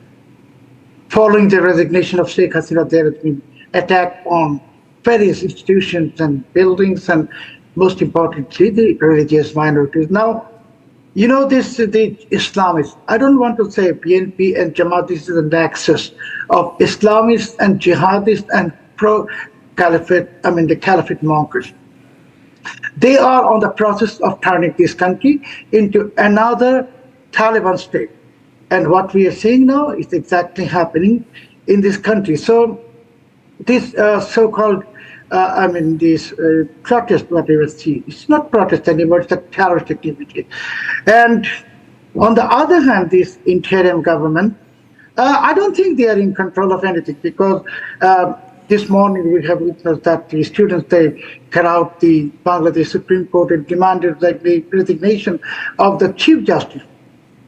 So we can say it's the all around hooliganism and Islamist hooliganism and attacks going on. So please, I don't want to make any comment that what is going to happen. As I said, this is the beginning of the process of Talibanization of this country. Well, in fact, I'll request you, Salahuddin Shoaib Chowdhury, as well as Hassan Tariq, to stay on with us. What I'm also planning to do right now is that, ladies and gentlemen, I'll take you through what has really transpired in the last 7 days and why exactly are we raising our voice right now. That is because not just the Hindus, but several minorities in Bangladesh are now being targeted. Let's now take you through an overall snapshot of what's really happening in Bangladesh. In fact, 29 Awami leaders and their family members have been slaughtered. This, ladies and gentlemen, is a targeted approach that has been made by the Jamaat as well as the BNP. So it is no longer an organic student protest as many thought it to be, and particularly the Western media essentially wants you to believe. Let's now take you through the other details. Chief Justice, who was basically threatened to resign. It's unprecedented because, as some have been saying, that those who were perceived to be closer to the Awami League, they are being targeted. But the fact of the matter is that this is the same very Chief Justice who had overturned the decision that was taken by the Awami League government as far as the quota system is concerned. Because many in Bangladesh believed that the quota system that was brought in, it was only serving the family members of those who participated in the 1971 war. And that is the reason why they say that it is the Awami League family members who have largely benefited from the quota system. Let's move to the other. Hindus who have been targeted amid violent clashes. We're going to just in a short while from now put out the numbers. Let's take you through the numbers that are coming in terms of how many have been targeted, who are they who have been targeted. Let's move on and take you through the other numbers. Minorities that have faced the attacks. 205 attacks that have taken place in 52 districts. Now, we put together this number by going through multiple reports, not just here in India, but also in Bangladesh. Remember, several dailies have also reported the fact that minorities have been targeted. In fact, this is an admission that has also been made by the head of the interim government, Mohammed Yunus. Let's also take you through the other details that are emerging right now. So 205 attacks that have taken place in 52 districts. Let me once again bring in our guest who are joining us on this broadcast, Shoaib and Hassan Tariq. If I can also bring in Hassan in a short while from now. Hassan, first to you. As far as the Supreme Court is concerned, this is the same court which had overturned the decision. So to target the Chief Justice, you're only sending across a wrong message to the international community that no one is really safe currently in Bangladesh. Only those who have proximity to the Jamaat, who have proximity to the BNP, they are the ones who are safe in Bangladesh right now. So they are losing complete grip over this entire issue. First of all, we have to understand why the situation evolved. The situation evolved because of the lack of democracy. Situation evolved because of the lack of secularism. The Sheikh Hasina government introduced the state religion, Islam as a state religion, to giving highest incentive to the Islamist forces. And that makes the reality to groom the extreme religious agenda. So if they groom by this extreme religious agenda, and consequently they will grab the whole thing. This is the obvious outcome. And as I told earlier, in terms of the independency of judiciary, the neutrality of the judiciary, that was been heavily curtailed previous time. The students who are protesting now, they are the spontaneous movement. They are not a particular political party. They do not belong to any particular political groups. They organize the whole movement using the social media, using the information technology, and using their own network. And when they organized this movement into a mass uprising, the BNP, Jamaat-e-Islami, and there are hundreds of far-right groups here in Bangladesh. They came together and they all are made a convergence, and these convergence are heavily trying to fulfill their hidden agenda utilizing this situation. That is the position. We have to understand this unique situation first. And the people of Bangladesh has ever seen this such situation, which was unprecedented in the history since the creation of Bangladesh. First of all, we have to understand that the situation first and the root cause of the present situation, why this situation evolved. And this is not only an organized move by the student, but also the containment of the aspiration of the common people against the misrule, against the communalization of the state. That has to be understood. Okay. Shoaib Chaudhary, if I can also bring you in right now. In terms of the foreign interference, what we have seen is the fact that if you really look at the intention of Muhammad Yunus himself, there is several documentation that indicate that back in 2007 that he had come to Kolkata and he had met the Consul General. He had already indicated that this was in the pipeline. I'd like to first of all correct Mr. Advocate Hassan Chaudhary. He said Sheikh Hasina made Islam the state religion of Bangladesh. It is incorrect. Islam was made state constitution of religion of Bangladesh by military dictator Hussein Muhammad Ershad, not Sheikh Hasina. Number one. Number two, she kept. when you were talking, I did not speak. So please listen to me. You have given a wrong information. Don't give wrong information in the international media. Number two, about the foreign intervention. We have seen in the past, whenever there was any kind of chaotic situation in Bangladesh, the US Embassy was at the forefront issuing statements condemning those kind of the anarchies. But this time, when there is ongoing repression, ongoing genocide, I should say, on Hindus and religious minorities, the US Embassy in Dhaka and those European embassies, they are absolutely silent. Because I have said already that this is what is happening in Bangladesh. It is not just very spontaneous as Mr. Hassan Chaudhary said. No, it's a part of the long dated blueprint we have been writing in our newspaper for the last 2 and 3 years, that there is an international conspiracy of turning Bangladesh into a neo-Taliban state, and this is exactly what is happening now. Number two, we as a geopolitical expert and geostrategic expert, I know why it is happening. Because Bangladesh has become geopolitically important to most of the countries in the world, especially United States and is NATO allies. Because sitting in Bangladesh, they can control India and also Myanmar. Control meaning do anything.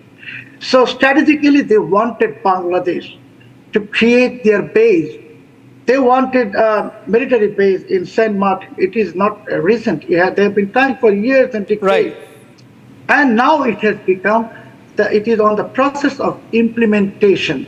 You will know, and I will tell you also, that Mr. Chaudhary was talking about far right. Who are far right? Not only Jamaat-e-Islami and PNP, but Hifazat-e-Islam. The ex-Amir of the Hifazat-e-Islam is the religious affairs advisor of this interim government. And Hifazat-e-Islam considers Ahmadis as kafirs. They consider India as enemy.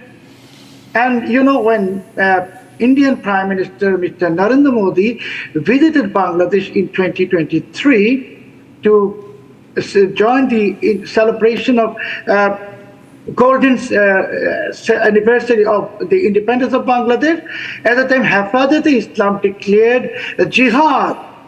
they called upon his activists to stop Modi from coming to Bangladesh because they said that India is our enemy. And you must also know that what is BNP, Bangladesh Nationalist Party? For the last many months, they have been patronizing and running India out notoriety. They say movement, I call it notoriety. They are the all anti-India and anti-Hindu forces on play in Bangladesh at this moment.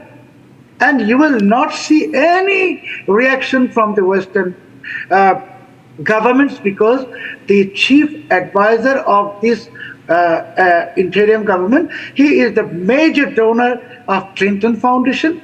Right. He is a recipient of large grants from George Soros Open Society, and he has no commitment to Bangladesh. Definitely, he has commitment to those who has planted him. And I would like to humbly remind you that when there was a military intervention on January 11, 2007 in Bangladesh, I can tell you on record, and I have evidence, that Hillary Clinton repeatedly asked Bangladesh interim government at the time to place Mohammed Yunus as the head of the government. So this is a big international conspiracy. Please, Lord, don't let mislead the global community. Stating it is a student protest, it is spontaneous. No, it's absolutely a part of the blueprint. Now you see the Mr. Chaudhary, police are wearing. Please go ahead. Sorry, Mr. Chaudhary, I'm running short of time. That's why I had to interrupt you. But there are important details that you are revealing right now with regards to the George Soros link with Mohammed Yunus, and the fact that what we have also been reporting since the last few days about whether at all the interim government, which is being headed by Mohammed Yunus and his close proximity to the Western world, does that really mean that there are certain vested interests? Thank you very much, Mr. Hassan Chaudhary, as well as Shoaib Chaudhary, for joining us on This Is Exclusive. That's all that we could pack in this edition of This Is Exclusive. We'll be back tomorrow at the same time with more news. Thank you very much.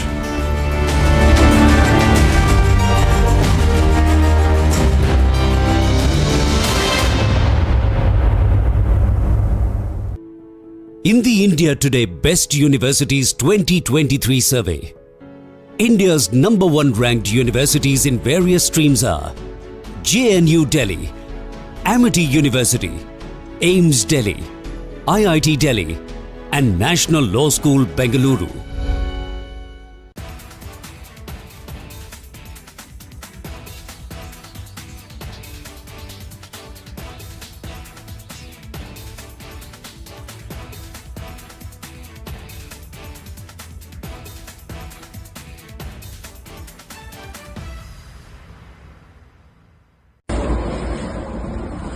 Hello, नमस्ते sir. बहुत बहुत बहुत बहुत बधाई आपको। धन्यवाद sir. आपने देश का नाम फिर एक बार रोशन कर दिया जी। और पूरा देश, मैं देख रहा था रात को 1 बजे भी करोड़ों लोग आपकी तरफ आशा की नजर से देख रहे थे। बस सर वही है कि जो सबकी उम्मीद थी गोल्ड के लिए, वो कहीं ना कहीं एफर्ट भी लगाया, लेकिन जैसा हमारी बात हुई थी कि छोटी वो इंजरी वगैरह की वजह से वो पुश जो करना चाहता हूं वो नहीं कर पाया, उसका थोड़ा सा हो रहा। क्या किया जाए भाई? वही डिसीजन लेंगे सर टीम के साथ, लेकिन कंपटीशन जो था वो काफी तगड़ा था, और ऐसी सिचुएशन में भी थ्रो करना और मेडल लेके आना कंट्री के लिए, उसकी खुशी है जी। This week on Get Me Right, who deposed Sheikh Hasina in Dhaka? Did the United States, Pakistan, China and the Islamic radicals come together? Or was it Sheikh Hasina's own doing? Also, 5 years after that momentous decision to abrogate Article 370, how is our Kashmir doing? Watch your favorite deep dive show, Get Me Right, this weekend with me, Abhishek Kapoor.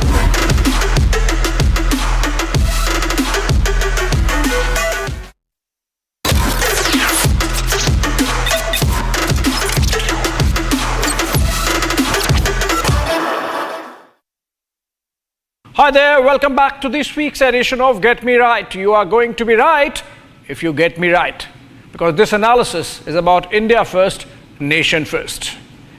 The week was about developments in Bangladesh. A regime change was effected. Sheikh Hasina was dislodged as Prime Minister because she dared to stand up to both the United States and China. The radical elements in Bangladeshi society were on leash because she acted as a bulwark against their ideology. Pakistan, anyway, had an old standing axe to grind with her. It might sound outlandish as a theory that all four came together in a geopolitical tango to oust Hasina. That and the national security consequences of the Bangladesh developments for us is going to be my focus. Deep Dive 2 this week is on completion of 5 years of abrogation of Article 370 in Jammu and Kashmir. The anniversary on August 5 got overshadowed by Bangladesh developments, but marks an important milestone amid ongoing focus on terror in Jammu region. Jammu and Kashmir is my second story for you this week. Let's get started.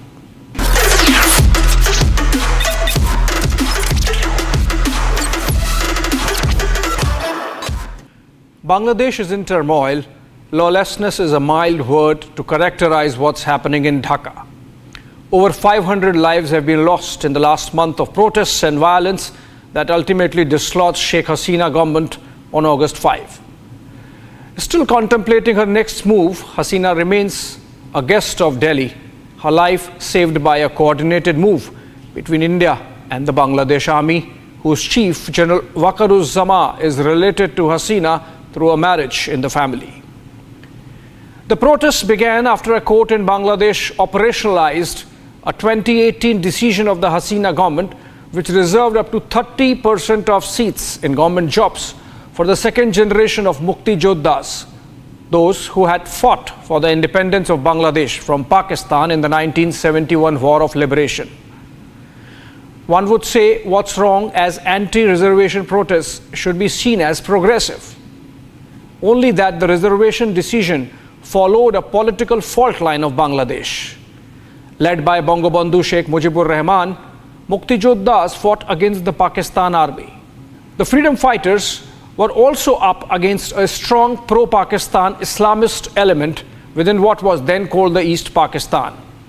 Even before Mujib, the Bengali liberation movement had been building up against West Pakistani, essentially Punjabi repression. Pakistani books taught with subtle denigration that while the Punjabis ate wheat and were fair-complexioned, Bengalis ate rice, were dark-skinned and with a smaller height. The Bengali nationalism engendered by West Pakistani hegemony rejected imposition of Arabic alphabets and opposed the Objectives Resolution of 1949 on the grounds that it led to an orthodox Islamic state. The East Pakistan Muslim Students League dropped the word Muslim from their name in 1954, and so did the Awami Muslim League in 1955. The following year, the Awami League opposed the use of Islamic before the Republic of Pakistan, and the Assembly voted for the adoption of joint electorates. The build-up to 1971 struggle for Bangladesh's independence was accompanied by an experience of the most corrosive nature of religion as ideology. Pakistan was killing countless innocent Bengalis in the name of Islamic unity and called all those who opposed them, intellectuals, students, artists, etc., un-Islamic. Cut to 1971.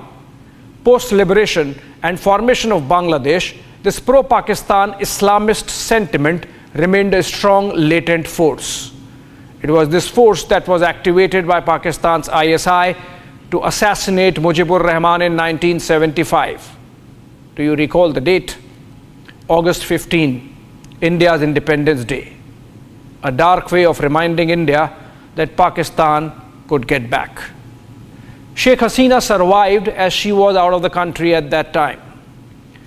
General Ziaur Rahman, who took over after the coup, himself was assassinated in another coup in 1981, but not before putting Bangladesh on a road to Islamization like his contemporary namesake in Pakistan, General Zia-ul Haq. Zia of Bangladesh rehabilitated the Jamaat-e-Islami, pardoned all killers of Sheikh Mujibur Rahman, and realigned Bangladesh's foreign policy away from India. He even tried to change the national anthem of Bangladesh, as Amar Shonar Bangla is written by Rabindranath Tagore, who also wrote India's national anthem Jana Gana Man. Zia's successor, General Ershad, declared Islam as a state religion and instituted Friday in place of Sunday as the weekly holiday, completing the process of Islamization. Begum Khalida Zia, widow of Ziaur Rahman, many of his and Ershad's Islamic features effective on the ground, going on to head a government in coalition with the Jamaat-e-Islami in 2001. Not a coincidence that Khalida years saw the meteoric rise of the terrorist outfit Jamaatul Mujahideen Bangladesh in early 2000s.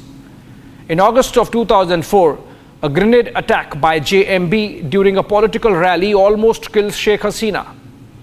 In August 2005, more than 450 bombs exploded in 63 of the 64 districts of Bangladesh, injuring more than 200 people, killing 3. Jamaatul Mujahideen Bangladesh claimed responsibility for the bombings. Ridwan Isamuddin, known as Hambali, the alleged ringleader of the 2002 Bali bombings in Indonesia, was allegedly heading to Bangladesh when he was captured in Thailand. The Emir of Islamic State in Bangladesh, Muhammad Saifullah Ozaki, behind the July 2016 Holy Artisan Bakery bombing in Dhaka, cut his teeth into jihad with JMB in mid-2000s. Incidentally, Ozaki was Sajit Chandra Debnath with a doctorate from a Japanese university before he converted to Islam. The South Asia Terrorism Portal lists more than a dozen terrorist organizations active in Bangladesh as of today. All this gives you an idea of the kind of radicalism that seeped through Bangladeshi fabric over the last 3 decades, a nation whose foundations, ironically, were laid by the language movement that opposed imposition of Arabic over Bengali. Enough of history. Cut to the present. Sheikh Hasina, for these historical reasons, was inclined against Islamic radicalism at home and well disposed towards India in her foreign policy. In power since 2009, Hasina developed Bangladesh at a fast clip, bringing it out of the group of least developed countries to a low middle income economy, with its per capita income even surpassing that of India in 2022. Hasina years saw Bangladesh increase its GDP 5 times, from around $100 billion in 2009 to $565 billion now. And as of today, the economy is bigger than Pakistan on all development parameters. Hasina proved to be no exception. There are enough indicators of her having turned dictatorial and disconnected from the ground from her 3rd term onwards. 2 markers of that: the hounding of her political rival Begum Khalida Zia to the extent of compromising her, and the building of larger-than-life public statues of Bangabandhu, some of which were unfortunately brought down by Islamists on August 5. The court's order on 30% reservations for the Mukti Jodhas only provided a trigger to a society which was already on a short fuse. What began as legitimate student protests quickly turned into mass mobilization, with other sections of society joining in. Mob violence unleashed had both aspects to it. The radical elements using student protests to further their anti-Hasina agenda, and the government coming down hard on the political protests, seeing them as a law and order problem. But let's see what happened as a build-up to August 5 to appreciate the actors behind the plot. Bangladesh had its general elections in the month of January this year, which Hasina won 4th time on the trot. The United States took a very public position that the elections were not free and fair. From the European Union to the United Nations, the West chimed in. Hasina was sought to be cornered. but the bad blood had set in earlier. In September of 2023, the US had put visa restrictions on Bangladesh officials and politicians found involved in political repression. Many other US statements followed, nudging Hasina to open dialogue with Khalida, to which Hasina cheekily replied by saying first Joe Biden should talk to Donald Trump. She had in fact blamed the United States for seeking regime change in Bangladesh, speaking in Parliament in April of 2023. Biden administration did not invite Bangladesh to its democracy summits in 2021 and 2023 to indicate its displeasure towards Hasina's autocratic ways. Even as a pseudo-democracy, Pakistan, with military holding the civilian government by the scruff of its neck, got invited. So irrespective of whether the United States had any role in the August 5 events, the relationship between Hasina and the US, Bangladesh's largest investor, had already broken down. That's why the US maintained an indulgent neutrality towards the protests and has effectively welcomed the ouster. Now let's look at another aspect, that of China. By and large, China has had a trade-focused relationship with Bangladesh, looking at it with the prism of being India's backyard, and hence a Xi Jinping visit, for example, a few years ago, to up the game in the Bay of Bengal for China. Hasina's pronounced pro-India position was an irritant that blew up during her visit only last month, when Beijing reduced protocol to send across the message that it was miffed. Hasina cut short her visit by a day, returning the compliments. Clearly, of time and Hasina when the protests erupted. Pakistan has always been the elephant in the room of Bangladeshi politics. It never vanished, just morphed into an anti-India sentiment that kept erupting now and then. Would be in power. Those of my generation, the massacre by the Bangladesh Rifles, BDR, a border force with vestiges of Pakistani Rangers, which was ultimately disbanded in 2008. These are the people in Bangladesh who had sided with the Pakistan Army in 1971. These are the people who see Islamic bonhomie with Pakistan as being larger than Bengali nationalism. It is that element within the Bangladeshi society which saw Mukti Jodha reservations as being against them. They were behind the desecration of Bangabandhu statues on August 5. For them, Mujib has remained a traitor to the cause of political Islam forever. Remember what External Affairs Minister S. Jaishankar told an all-party meet. India has credible information on Pakistani ISI's role in injecting student protests with anti-Hasina spike. There is a reason why the violence has turned anti-Hindu in some pockets. There is a latent jihadi anger against Hasina acting as a bulwark against Islamic radicalism in Bangladesh due to her India tilt. The Hindu minority provides a soft target to vent that anger. What do all these developments of past week mean for India? In my view, this is the most dangerous security situation we are going to be dealing with going forward. India's over 4,000 kilometers long border with Bangladesh is unfenced for most part. Patrolling by the border security force has already increased to never seen before levels in recent times. Smuggling of cattle, drugs, and fake currency might see a spike. Illegal infiltration has been a problem even in the best of times. In earlier editions of Get Me Right, I have already highlighted the scale of illegal Bangladeshi immigrants in India. This has had law and order consequences. JMB operatives have been convicted in terror-related crimes as far as Bengaluru down south. And while in the interim, the government is helmed by a very urbane Muhammad Yunus, in all likelihood, the next elections in Bangladesh are going to throw up a government with both the BNP and the Jamaat as key players, both with a history of ingrained and institutionalized anti-India sentiment. There is going to be a realignment of Bangladeshi foreign policy away from India. Pakistan would get a bigger toehold vis-a-vis Hasina years. China card would come into play. Clearly, we have a situation to deal with.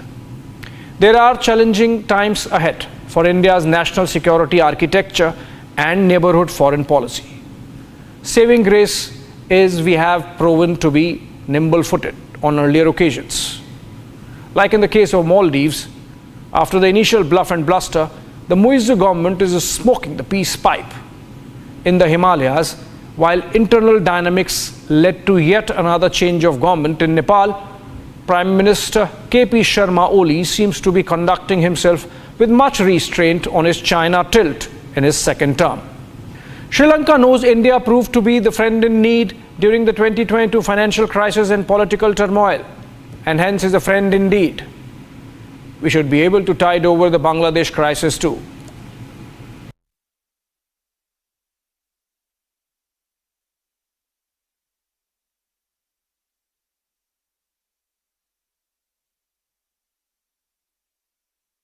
Delayed, certainly. Stranded sounds like you're in a lifeboat in the middle of the Pacific, with, 2 ounces of water and no food. They've got water, food, air. Station is a very well-supplied place these days. They're kind of stuck because their ride isn't fully approved for return. Liftoff of Starliner at Atlas V, carrying 2 American heroes, drawing a line to the stars for all of us. Now approximately 90 meters away from the International Space Station.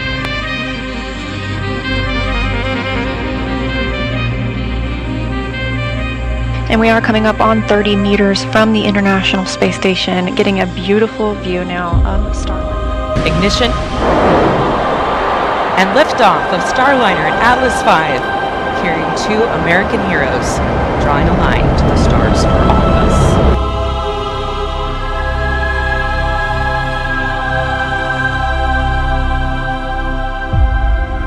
And we are coming up on 30 meters from the International Space Station, getting a beautiful view now of the star.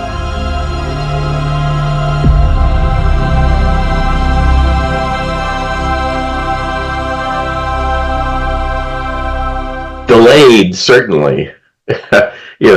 Stranded sounds like you're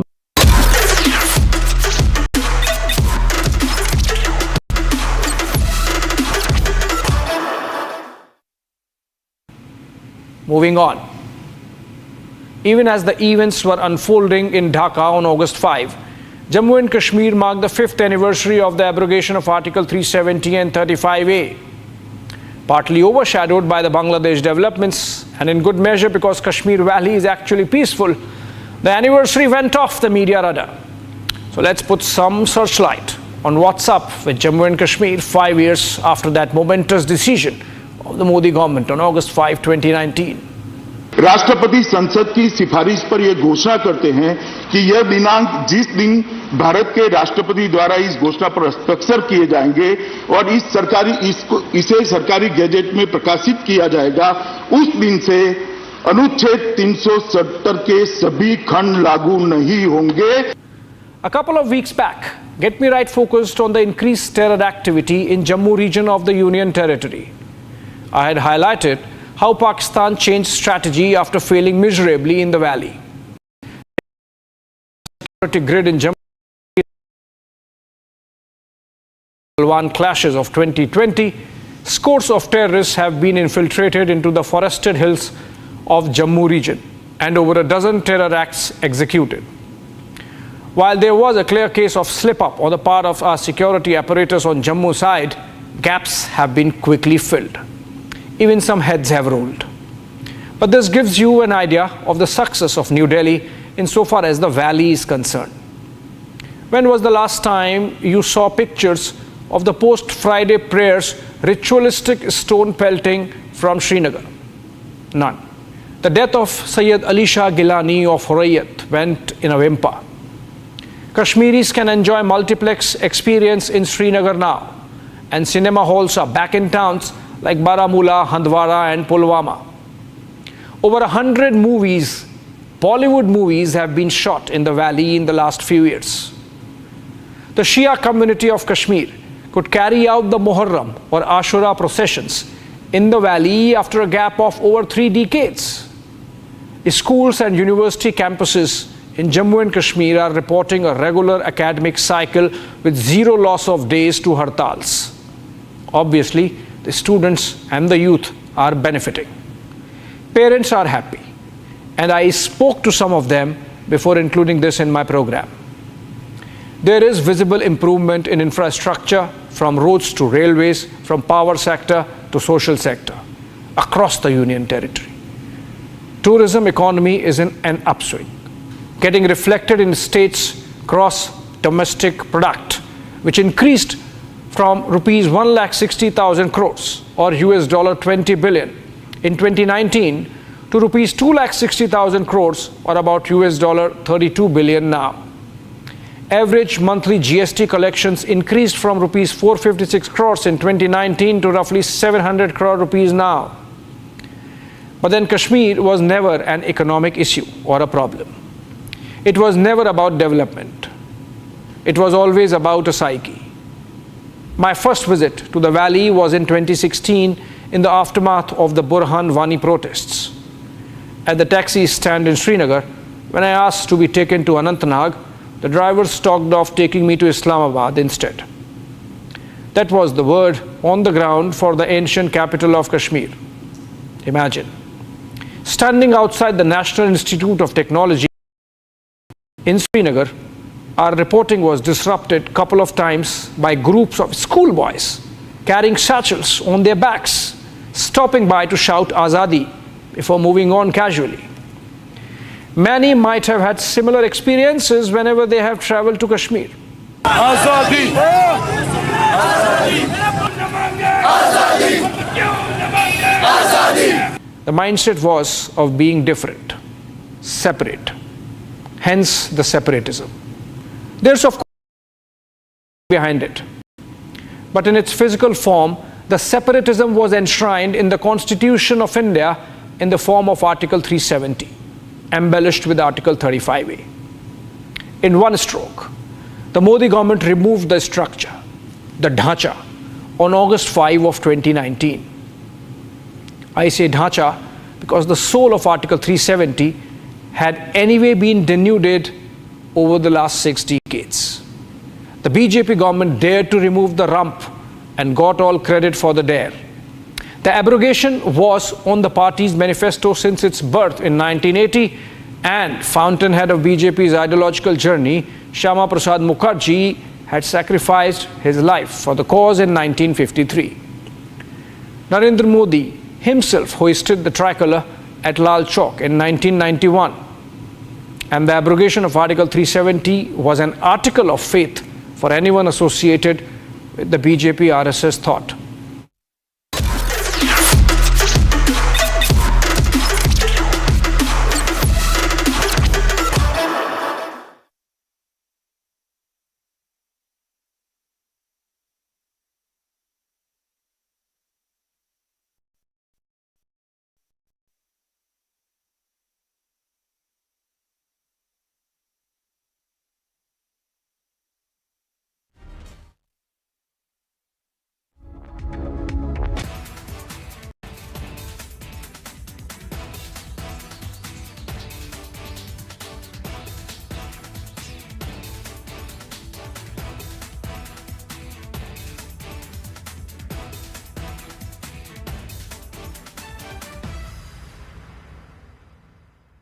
hello नमस्ते sir. धीरज, बहुत बहुत बहुत बहुत बधाई आपको। धन्यवाद sir.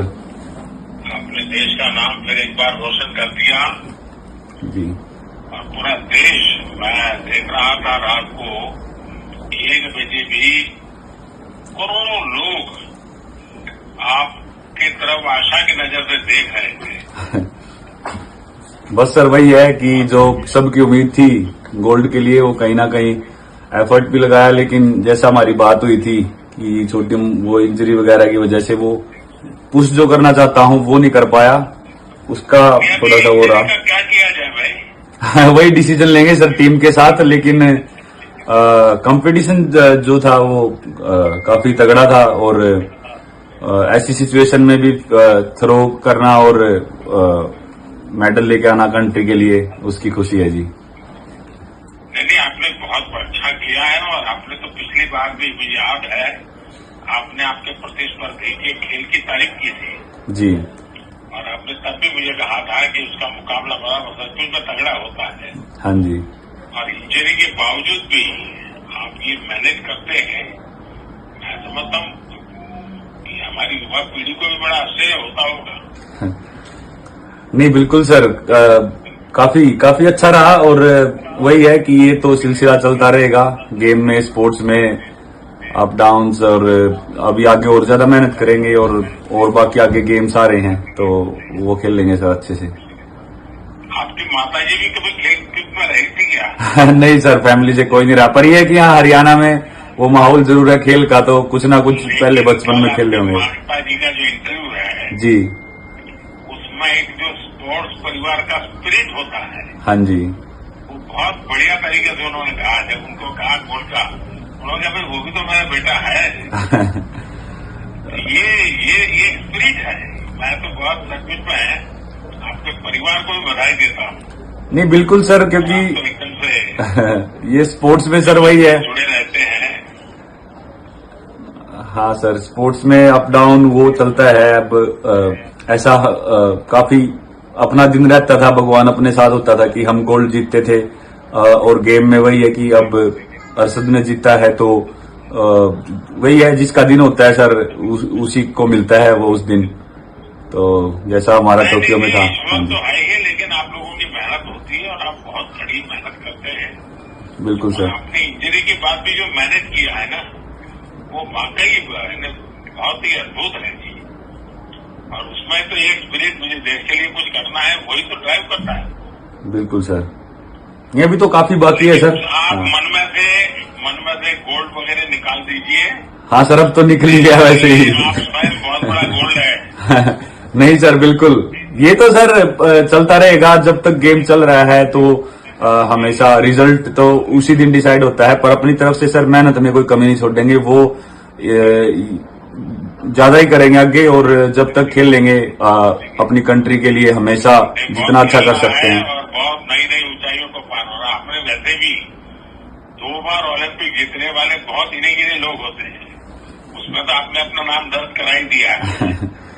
बिल्कुल sir.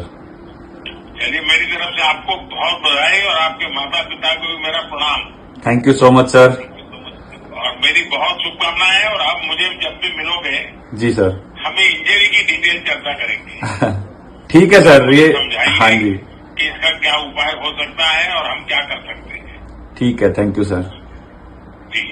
Thank you so much. चलिए, बहुत बहुत शुभकामनाएं भैया। Thank you sir, take care, नमस्ते sir. Delayed, certainly. You know, I mean, stranded sounds like you're in a lifeboat in the middle of the Pacific, you know, with, 2 ounces of water and no food. They've got water, food, air. Station is a very well supplied place these days. They're kind of stuck because their ride isn't fully approved for return. Liftoff of Starliner and Atlas V, carrying 2 American heroes, drawing a line to the stars for all of us. Now approximately 90 meters away from the International Space Station.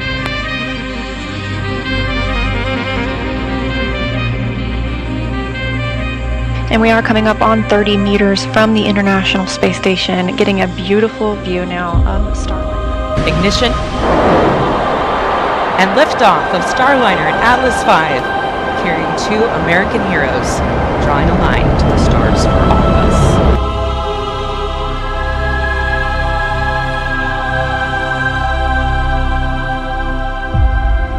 And we are coming up on 30 meters from the International Space Station, getting a beautiful view now of the star.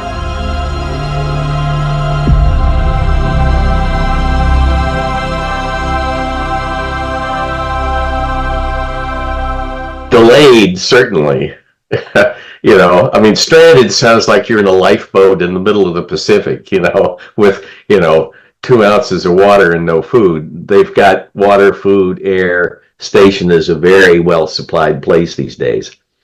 They're kind of stuck because their ride isn't fully approved for return. Whatever happens with the Starliner, they need to find out what the problem was and fix it, and give everybody confidence that they are still in the aerospace business in a major way. Approximately 90 meters away from the International Space Station.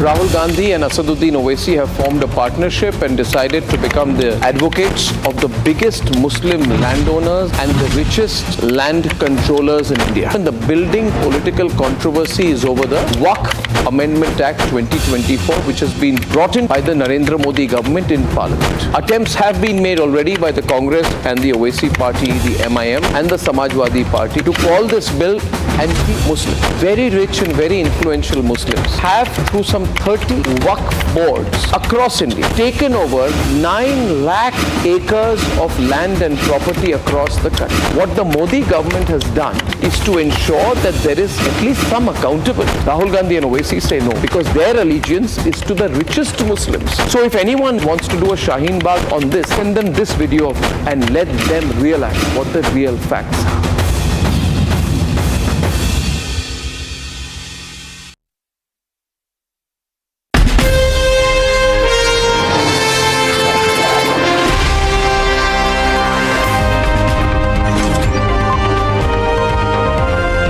Blending the human side of mobile tech with reliable journalism at Asia's largest news headquarters. HMD Smartphones and Republic, partnering to prioritize innovation.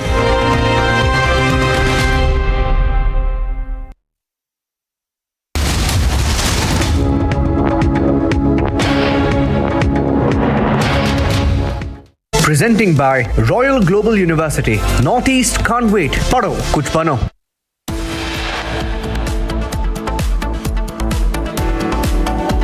Doctor's murder in Kolkata triggers major protests. Many doctors cease work to demand a thorough probe.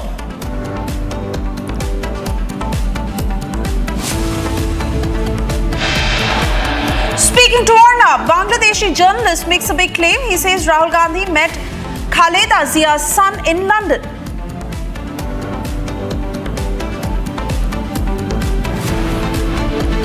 Back-to-back atrocities on Bangladeshi Hindus, call to save them echoes in London, protests outside UK Parliament.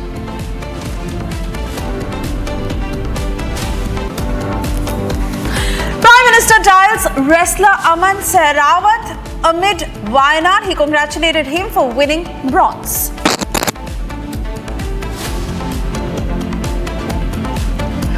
Vinesh Phogat waits for silver medal verdict. Decision to be out at 9:30 p.m. IST.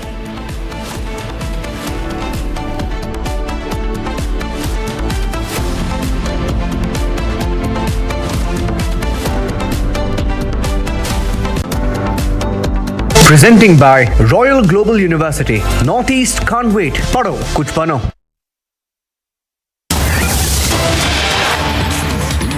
First up, we get you details of the exchange of fire during the cotton and search operation in Kokarnak.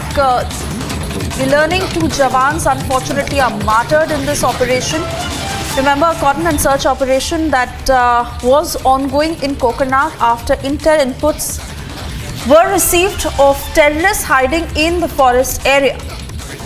And hours that the operation has been continuing for, we just learned that 2 Jawans unfortunately are martyred in this operation. We told you about how there was an exchange of fire after inputs were received of terrorists hiding in Kokarnak. Deployment has been heightened as a part of this operation.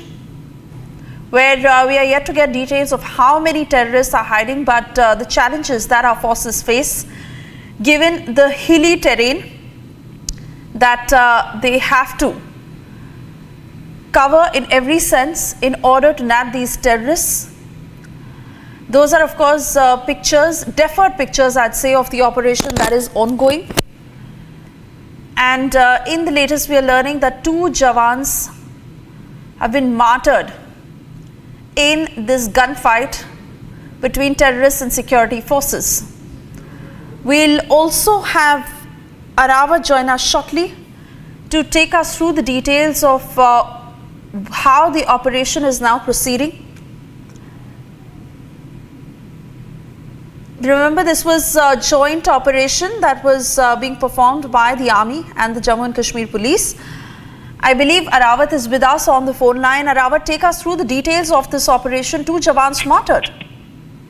Yeah, absolutely. It was a joint operation of the security forces that was launched this morning after receiving the intelligence-based inputs about the presence of some terrorists in the area of Kokarnag. After that, in which we have seen that 2 Indian Army Jawans martyred in the ongoing operation, and the massive search are being carried out in the entire area. All the entry and exit points have been completely sealed by the joint security forces. We have also reports that 2 civilians have been also injured in this ongoing operation, but we have seen that earlier also in the same area that many anti-terror operations took place, and this is the July. Already we have seen multiple operations in the month of July, and now in the August we have seen that the 2 Indian Army Jawans martyred in the ongoing operation. Entire area is being cornered off by the joint security forces. Also, senior officials from the Jammu and Kashmir Police and Indian Army are monitoring the operation very closely, and all the entry and exit points have been completely. Also, sniffer dogs and CCTV surveillance have been checked in the entire area, and this is a forest area where the ongoing operation is going on. Earlier, we have seen it's a bit difficult and challenging for the security forces because there is not the 100% pure visibility at this moment. That's why operation might be halted for the night and will be resumed tomorrow early morning. Yes, back to you. Oh yes, absolutely. It will resume tomorrow, but to also understand how there will be a change in strategy and whether there will be heightened deployment. But those details, I'm sure, will be discussed tonight, Arawat, as 2 Jawans have been martyred. Extremely unfortunate. But Kokarnag operations that are ongoing, an exchange of fire that led to what happened. Do give us details of whether you can share how these terrorists are armed and how the operation will resume tomorrow. All right, Arawat, thank you for the moment. We'll keep coming back to you for further updates.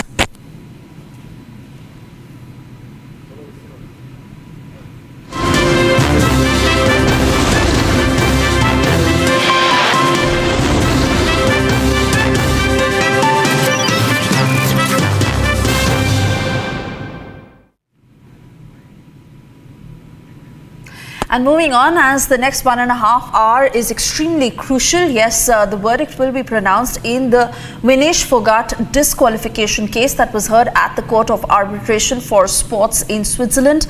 Now remember, the final verdict that will be pronounced at 9:30 p.m. IST.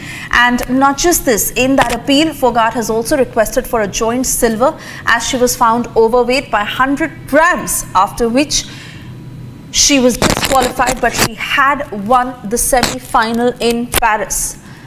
Harish Salve, who had represented the IOA, and this of course after the PMO and Home Ministry had intervened, and also calls that had gone to Salve as he was the one who had presented arguments on behalf of the IOA. But the decision that will be pronounced in the next 1.5 hours, or actually less than that, extremely crucial to what happens as far as Vinesh Phogat's silver medal is concerned, because remember, she has announced her retirement from wrestling, a decision that was extremely heartbreaking for all her fans. But this, even as a billion prayers coming in that the verdict may turn out in favor of Vinesh Phogat. 9:30 p.m. IST is the time that has been scheduled. Let's listen into the responses that have come in the meanwhile. देखो जी, हमको सबको पता है medal मिलेगा तो बहुत ही अच्छा रहेगा, एक मेडल नहीं मिलेगा तो एक वो हमको पता है कि जो सिचुएशन जो हुई, अगर वो नहीं होती तो मेडल तो ऐसे ही पक्का था, अगर मिलता है तो बहुत ही अच्छा है, नहीं मिलेगा तो हमको सबको दिल से पता है। लेकिन पता नहीं, मुझे ऐसा लगता है कि एक वो जब तक मेडल नहीं होता गले में, वो एक चीज़ रह ही जाती है। लोग थोड़े दिन तक याद करते हैं, बोलेंगे कि यू आर आवर चैम्पियन, हमारे लिए आप चैम्पियन हो, लेकिन मुझे लगता है कि जब तक वो मोमेंट ना हो, हम पोडियम पे ना हो, तो वो बहुत जल्दी भूल भी जाते हैं। तो मुझे ये डर है बस, अगर लोग नहीं भूलेंगे तो मेडल है नहीं है उससे फ़र्क नहीं पड़ेगा। बस मैं लोगों से ये रिक्वेस्ट करता हूँ कि जो विनेश ने किया है अपनी कंट्री के लिए, उसको ना भूलें बस। जो गॉगन ने दिखाया है वो बहुत बड़ा बात है, क्योंकि इंस्पाइट ऑफ क्या कुछ हुआ उसके साथ, जो पिछले साल में जो पुराने टाइम पे वो सब छोड़ के उसने स्पोर्ट्समैनशिप दिखाया, स्पिरिट दिखाया, फाइट बैक किया, हर एक ओड़ों के साथ उसने फाइट बैक किया और अभी फाइनल तक पहुंच गया। और एक शॉकिंग न्यूज़ था हमारे लिए सबके लिए, जैसे पूरा देश में जितना शॉकिंग हुआ, हमारे लिए सबके लिए वही शॉकिंग न्यूज़ था कि अरे यार, आप फाइनल में पहुंच के आपको एक दिन आके बोल रहे कि नहीं, आपके पास आपको मेडल नहीं मिलने वाला और आप सबसे लास्ट में हो, तो बहुत मुश्किल है हमारे लिए वो चीज़ को एक्सेप्ट करना। बट स्टिल हम उसके साथ ही है, और डेफिनेटली आज शाम को मैं भगवान से ये दुआ करता हूँ कि अरे यार, एक पॉजिटिव रिजल्ट आए, ताकि हमारे लिए एक सिल्वर गोल्ड का कमी नहीं है।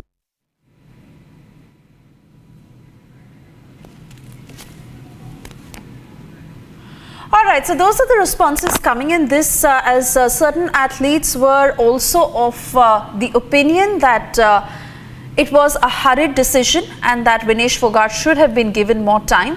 But of course, the legal route that was taken and what exactly will turn out in this. Let me bring in Shane, who joins us from the sports desk. Shane, as much as we are all hoping that the verdict turns out in Vinesh Fogart's favor, it is also important to consider what all the court may look at. We all say that it was just 100 grams, but the rules are the rules. And also some who believe that this was a conspiracy against her. Do take us through the details of the arguments that were put forth by India in favor of Vinesh Fogart. Right, so the arguments that were actually put in place in favor of Vinesh Fogart was that the weight gain that happened was actually, a normal bodily process. It wasn't something that was done to actually give her any sort of advantage, and it is the kind of weight loss and gain rather that can happen in the normal course of the day. That's just how it goes. That's why these athletes will always be monitoring their weights as often as possible. It doesn't stay stuck at, say, 50 kgs. It will fluctuate when you eat, when you drink, or when you of course go through more physical activity. So this is a normal thing that happens. That is the argument that they've been putting forward, that this was not some sort of a ploy or not something to do which would help her in any way. Let's say it wasn't cheating. So it was important to note that part, and that is the main argument, that this was natural weight gain. It wasn't something that was done on purpose, and that is the main thing. All right, Shane, do stay on with us, as I'd also like to bring in Suryanshi Pandey. She's a sports journalist. And Suryanshi, going by your experience of really telling us about the rules at the Olympics that are set in stone, but in a case like this, which way can the verdict go? The only thing that can work in favor of Vinesh Fogart is that she has won every bout and was a gold medal contender. Otherwise, if we talk about the past, history of wrestling or any other sports, but if we particularly talk about wrestling, there has been a report, very intensive report on how a 57 men's freestyle wrestler named Ri Higuchi, who is a Japanese wrestler, missed a chance for his round because he was 50 grams less in Tokyo Olympics. But that happened in the preliminary round. He was in the qualifying round, and he couldn't make the weight because his weight was 50 grams more than his weight category, which was 57 kilograms. So we have seen this happening in the past in Tokyo Olympics, and how he was not allowed, he was disqualified and he couldn't compete. And this time in Paris Olympics, I may tell you that he is the gold medalist of 57 kilo category, in the same category where our Indian wrestler Aman Sehrawat has won the bronze medal. So if we look through that lens, there are very lean chances that Vinesh Fogart will win this, appeal.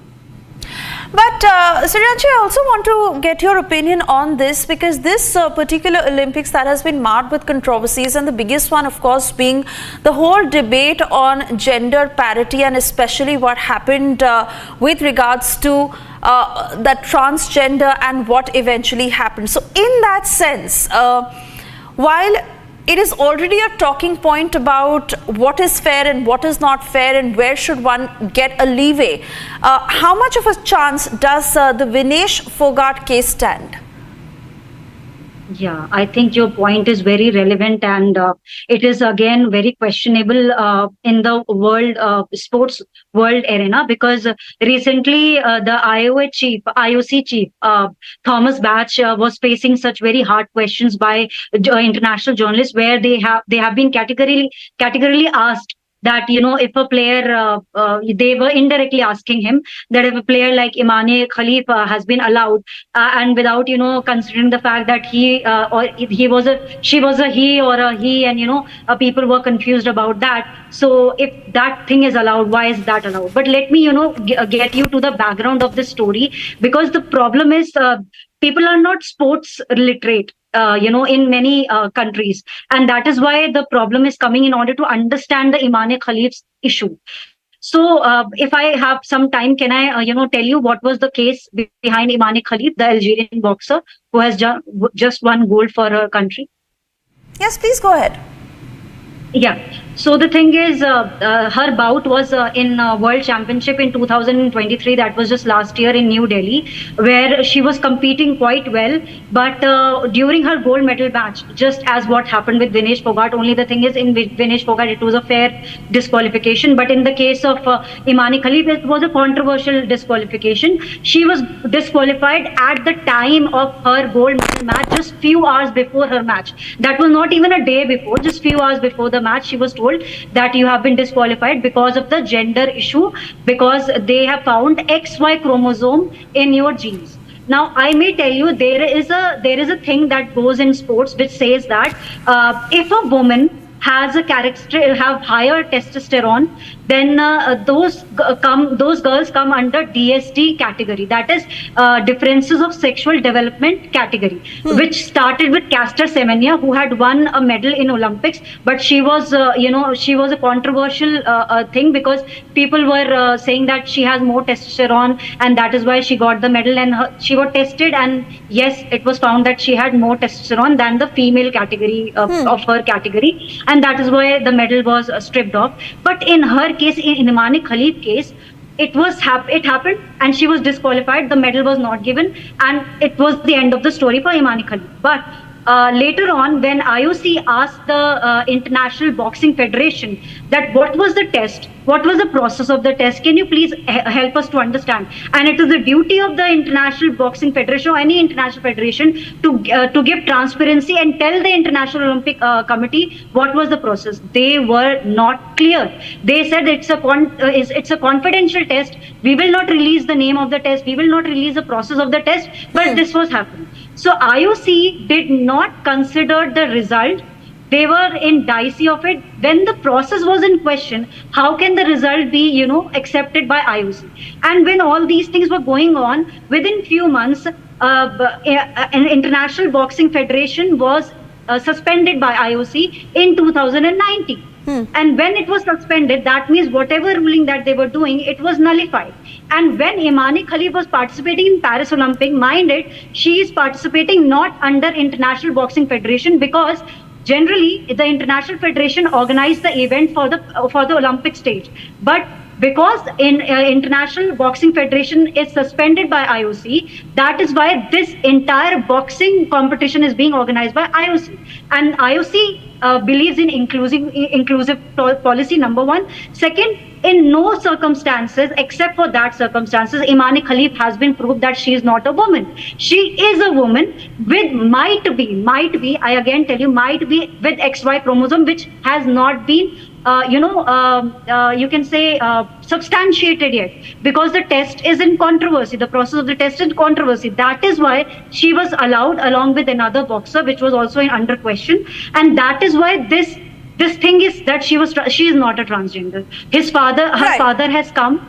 And her father has shown all kind of documents. She has been competing in women category for 5 to 6 years. Right. And I might tell you that the Thomas batch is saying this is not the case. I'm not saying that this is not the case of DSD. It might be the case of DSD, but this is definitely not a case of transgender, because transgenders are not allowed to participate. But so I may clear it because there is, Yes, my point also is that the kind of arguments that have been made to the effect of saying that A, she has not committed any fraud, B, that the weight gain is weight gain of recovery, and that is not a fraud. My point is, how much weight can arguments of this nature hold?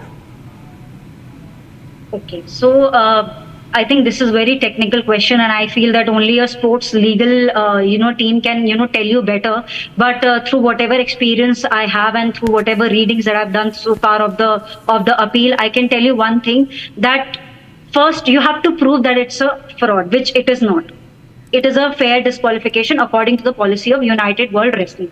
Now, the United World Wrestling is giving an argument against this thing, that number one, if they will not be fair in the weight, for example, you are fighting in 53 kilo weight, and your opponent has more weight than you during the competition. So it will not be fair on your part that a person having more weight will be competing in your category. So that is why it is, and I may tell you that in the wrestling it is said that never give more time to rest for a wrestler, because if they will rest, they will gain weight. So that is, that kind of technicality is there. So that is why UWW has this argument against the argument that you have just said. Right. Second, I tell you, only this one silver lining that I can see is because this was a gold medal match, and this was a crucial match for her and for her career. So that is why they might, tweak the things. But that's how Thomas Bach said. If I'll weigh 100 grams, then tomorrow I may have to reveal 102 grams also. Then how we will work? There is no ranking around. Yeah, in fact, Suryanshi, I want to talk to you about this particular point that you made in detail. So please do stay on with us. But right now we'll also play out this exclusive conversation that Republic has had with the Vice President of WFI to get his verdict on what may turn out as far as what will be pronounced at 9:30 is concerned. I'll come back to you, Suryanshi. Hello, sir. Thank you so much for talking to Republic TV. So, sir, Vinesh's verdict will be out in some time. So, what do you look up to? How the things will work out? So, what are the decisions already made by CAS? Kindly take us through, sir. As an player and coach and member of WFI, I can say if Vinesh get the silver medal, it will be the most deserved medal for India and Vinesh, and also throughout the public of India. Because what we saw Vinesh during any big tournament, I never seen Vinesh practice and fought like this. You know that we all know that he beat Japanese wrestler. She was 82 bout unbeaten. The last Olympic defending champion, also 4 world champion. So it is not at all a joke to beat such a wrestler. But Vinesh did it and showed the hope to the Indian that he should take the gold medal. But by some technical difficulties. Now it is up to the court, but we always think and support. There are a lot of support he is getting. Sachin Tendulkar, Jordan Burroughs, and some of the biggest wrestlers of the world supported him. We also wholeheartedly support that Venus get the silver medal, and that will be the justice in sports. Sir, do you think the UWW rules, which is existing right now, needs to be amended because the rules are the cause due to which Vinesh is suffering right now? So, do you think the rules should be amended after this? You see that the rules not only purpose of Venus, the Olympic rules are very hard. There is no scope. We are fighting for Venus. Okay, because we are an Indian, we need one medal and support Venus. But yes, I agree with you that this law should be amended because already she is in the final. There are something technical difficulties that I admit, but this should be changed for the purpose of the genuinity of a player who fought in the whole tournament, and this type of disqualification is very, very poor thing. Okay, sir. Okay. Thank you so much. Thank you to you all. Thank you so much, sir. Okay.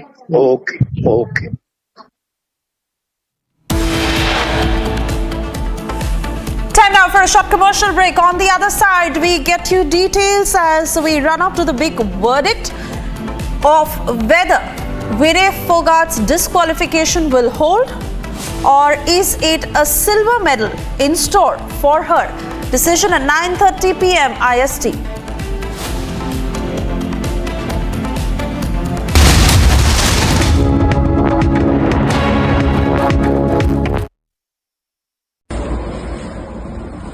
Hello नमस्ते sir. धीरज, बहुत बहुत बहुत बहुत बधाई आपको। धन्यवाद sir. आपने देश का नाम फिर एक बार रोशन कर दिया जी।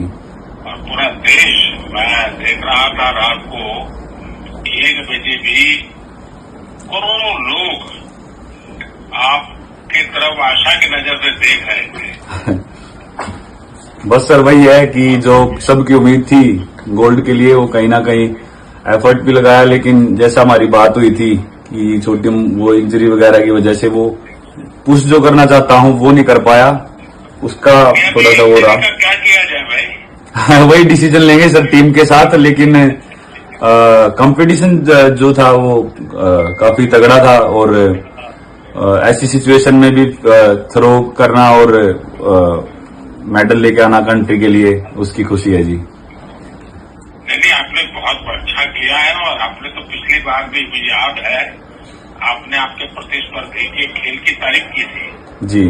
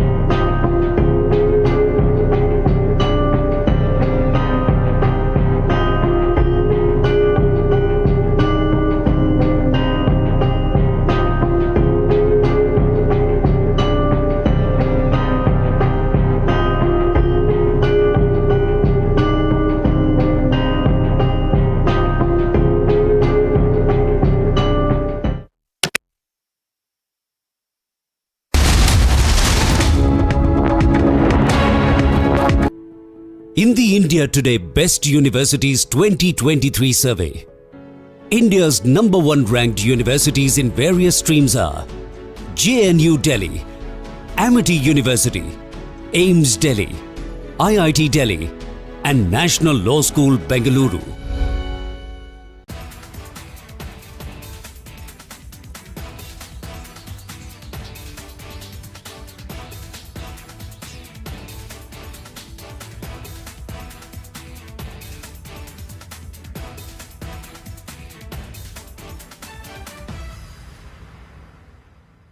Delayed, certainly. You know, I mean, stranded sounds like you're in a lifeboat in the middle of the Pacific, you know, with, 2 ounces of water and no food. They've got water, food, air. Station is a very well supplied place these days. They're kind of stuck because their ride isn't fully approved for return. Liftoff of Starliner and Atlas V, carrying 2 American heroes, drawing a line to the stars for all of us. Now approximately 90 meters away from the International Space Station.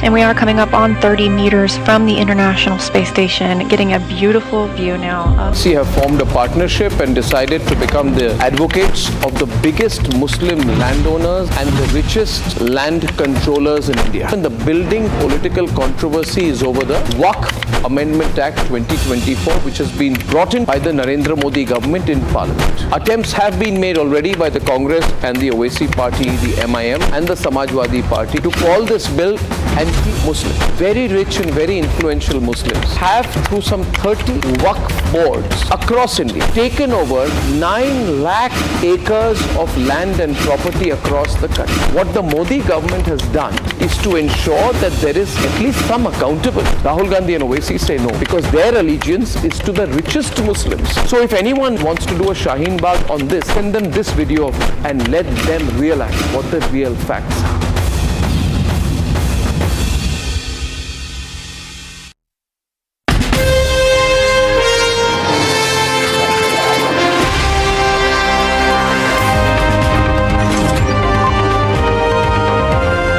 Blending the human side of mobile tech with reliable journalism at Asia's largest news headquarters. HMD Smartphones and Republic, partnering to prioritize innovation.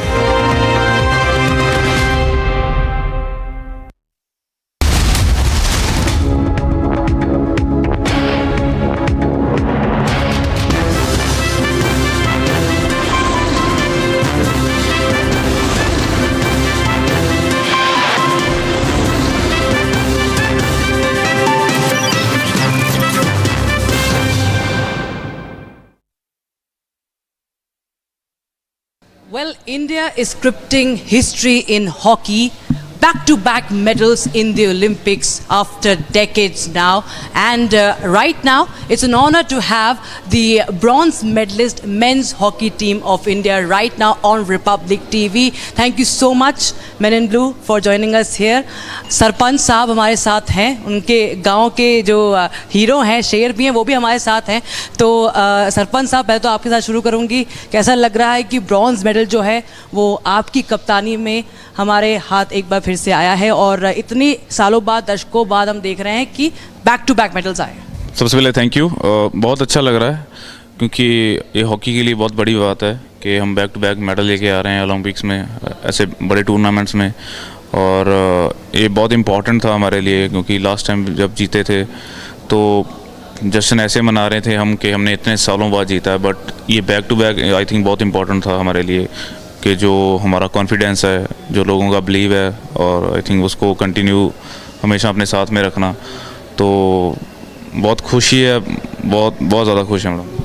बिल्कुल. और मैं आपसे जानना चाहती हूँ कि आप top scorer हैं, गोल्स के मामले में आपने इतने अच्छी अपॉर्चुनिटीज़ जो हैं, बिल्कुल आपने एक अहम मोड़ दे दिया। हर मैच में आपका एक बहुत क्रूशल रोल था और साथ ही साथ आप कप्तानी भी कर रहे हैं, तो बड़ा मुश्किल होता है। हम देखते हैं कई टीम स्पोर्ट्स में कि एक कप्तान जो होता है उसके लिए प्रदर्शन को भी कहीं ना कहीं बैलेंस करना, स्ट्रैटेजी बनाना, स्ट्रैटेजी को इम्प्लीमेंट करवाना, बॉयज़ को मोटिवेट करना, खुद को भी मोटिवेट करना, परफॉर्म करना, लीड करना और साथ ही साथ अपनी कैप्टनसी की भी जो है आपको अपनी जो रेपुटेशन है वो मेंटेन करना। ये आप बैलेंस कैसे कर पाते हैं?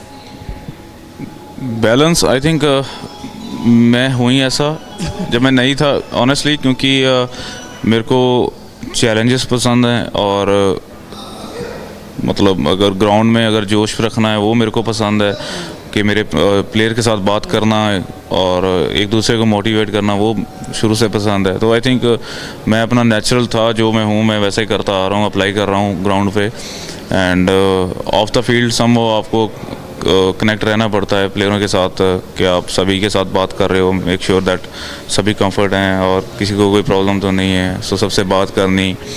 And on the field mainly मेरा यही रहता है कि जो रिस्पॉन्सिबिलिटी मेरे को दी गई है मैं अपनी अच्छे से निभाऊं। एंड पर उसके साथ साथ बहुत डिफ़िकल्ट रहता है कि आपने अपनी गेम पे भी फोकस करना है एंड सबको मोटिवेट रखना है आई थिंक।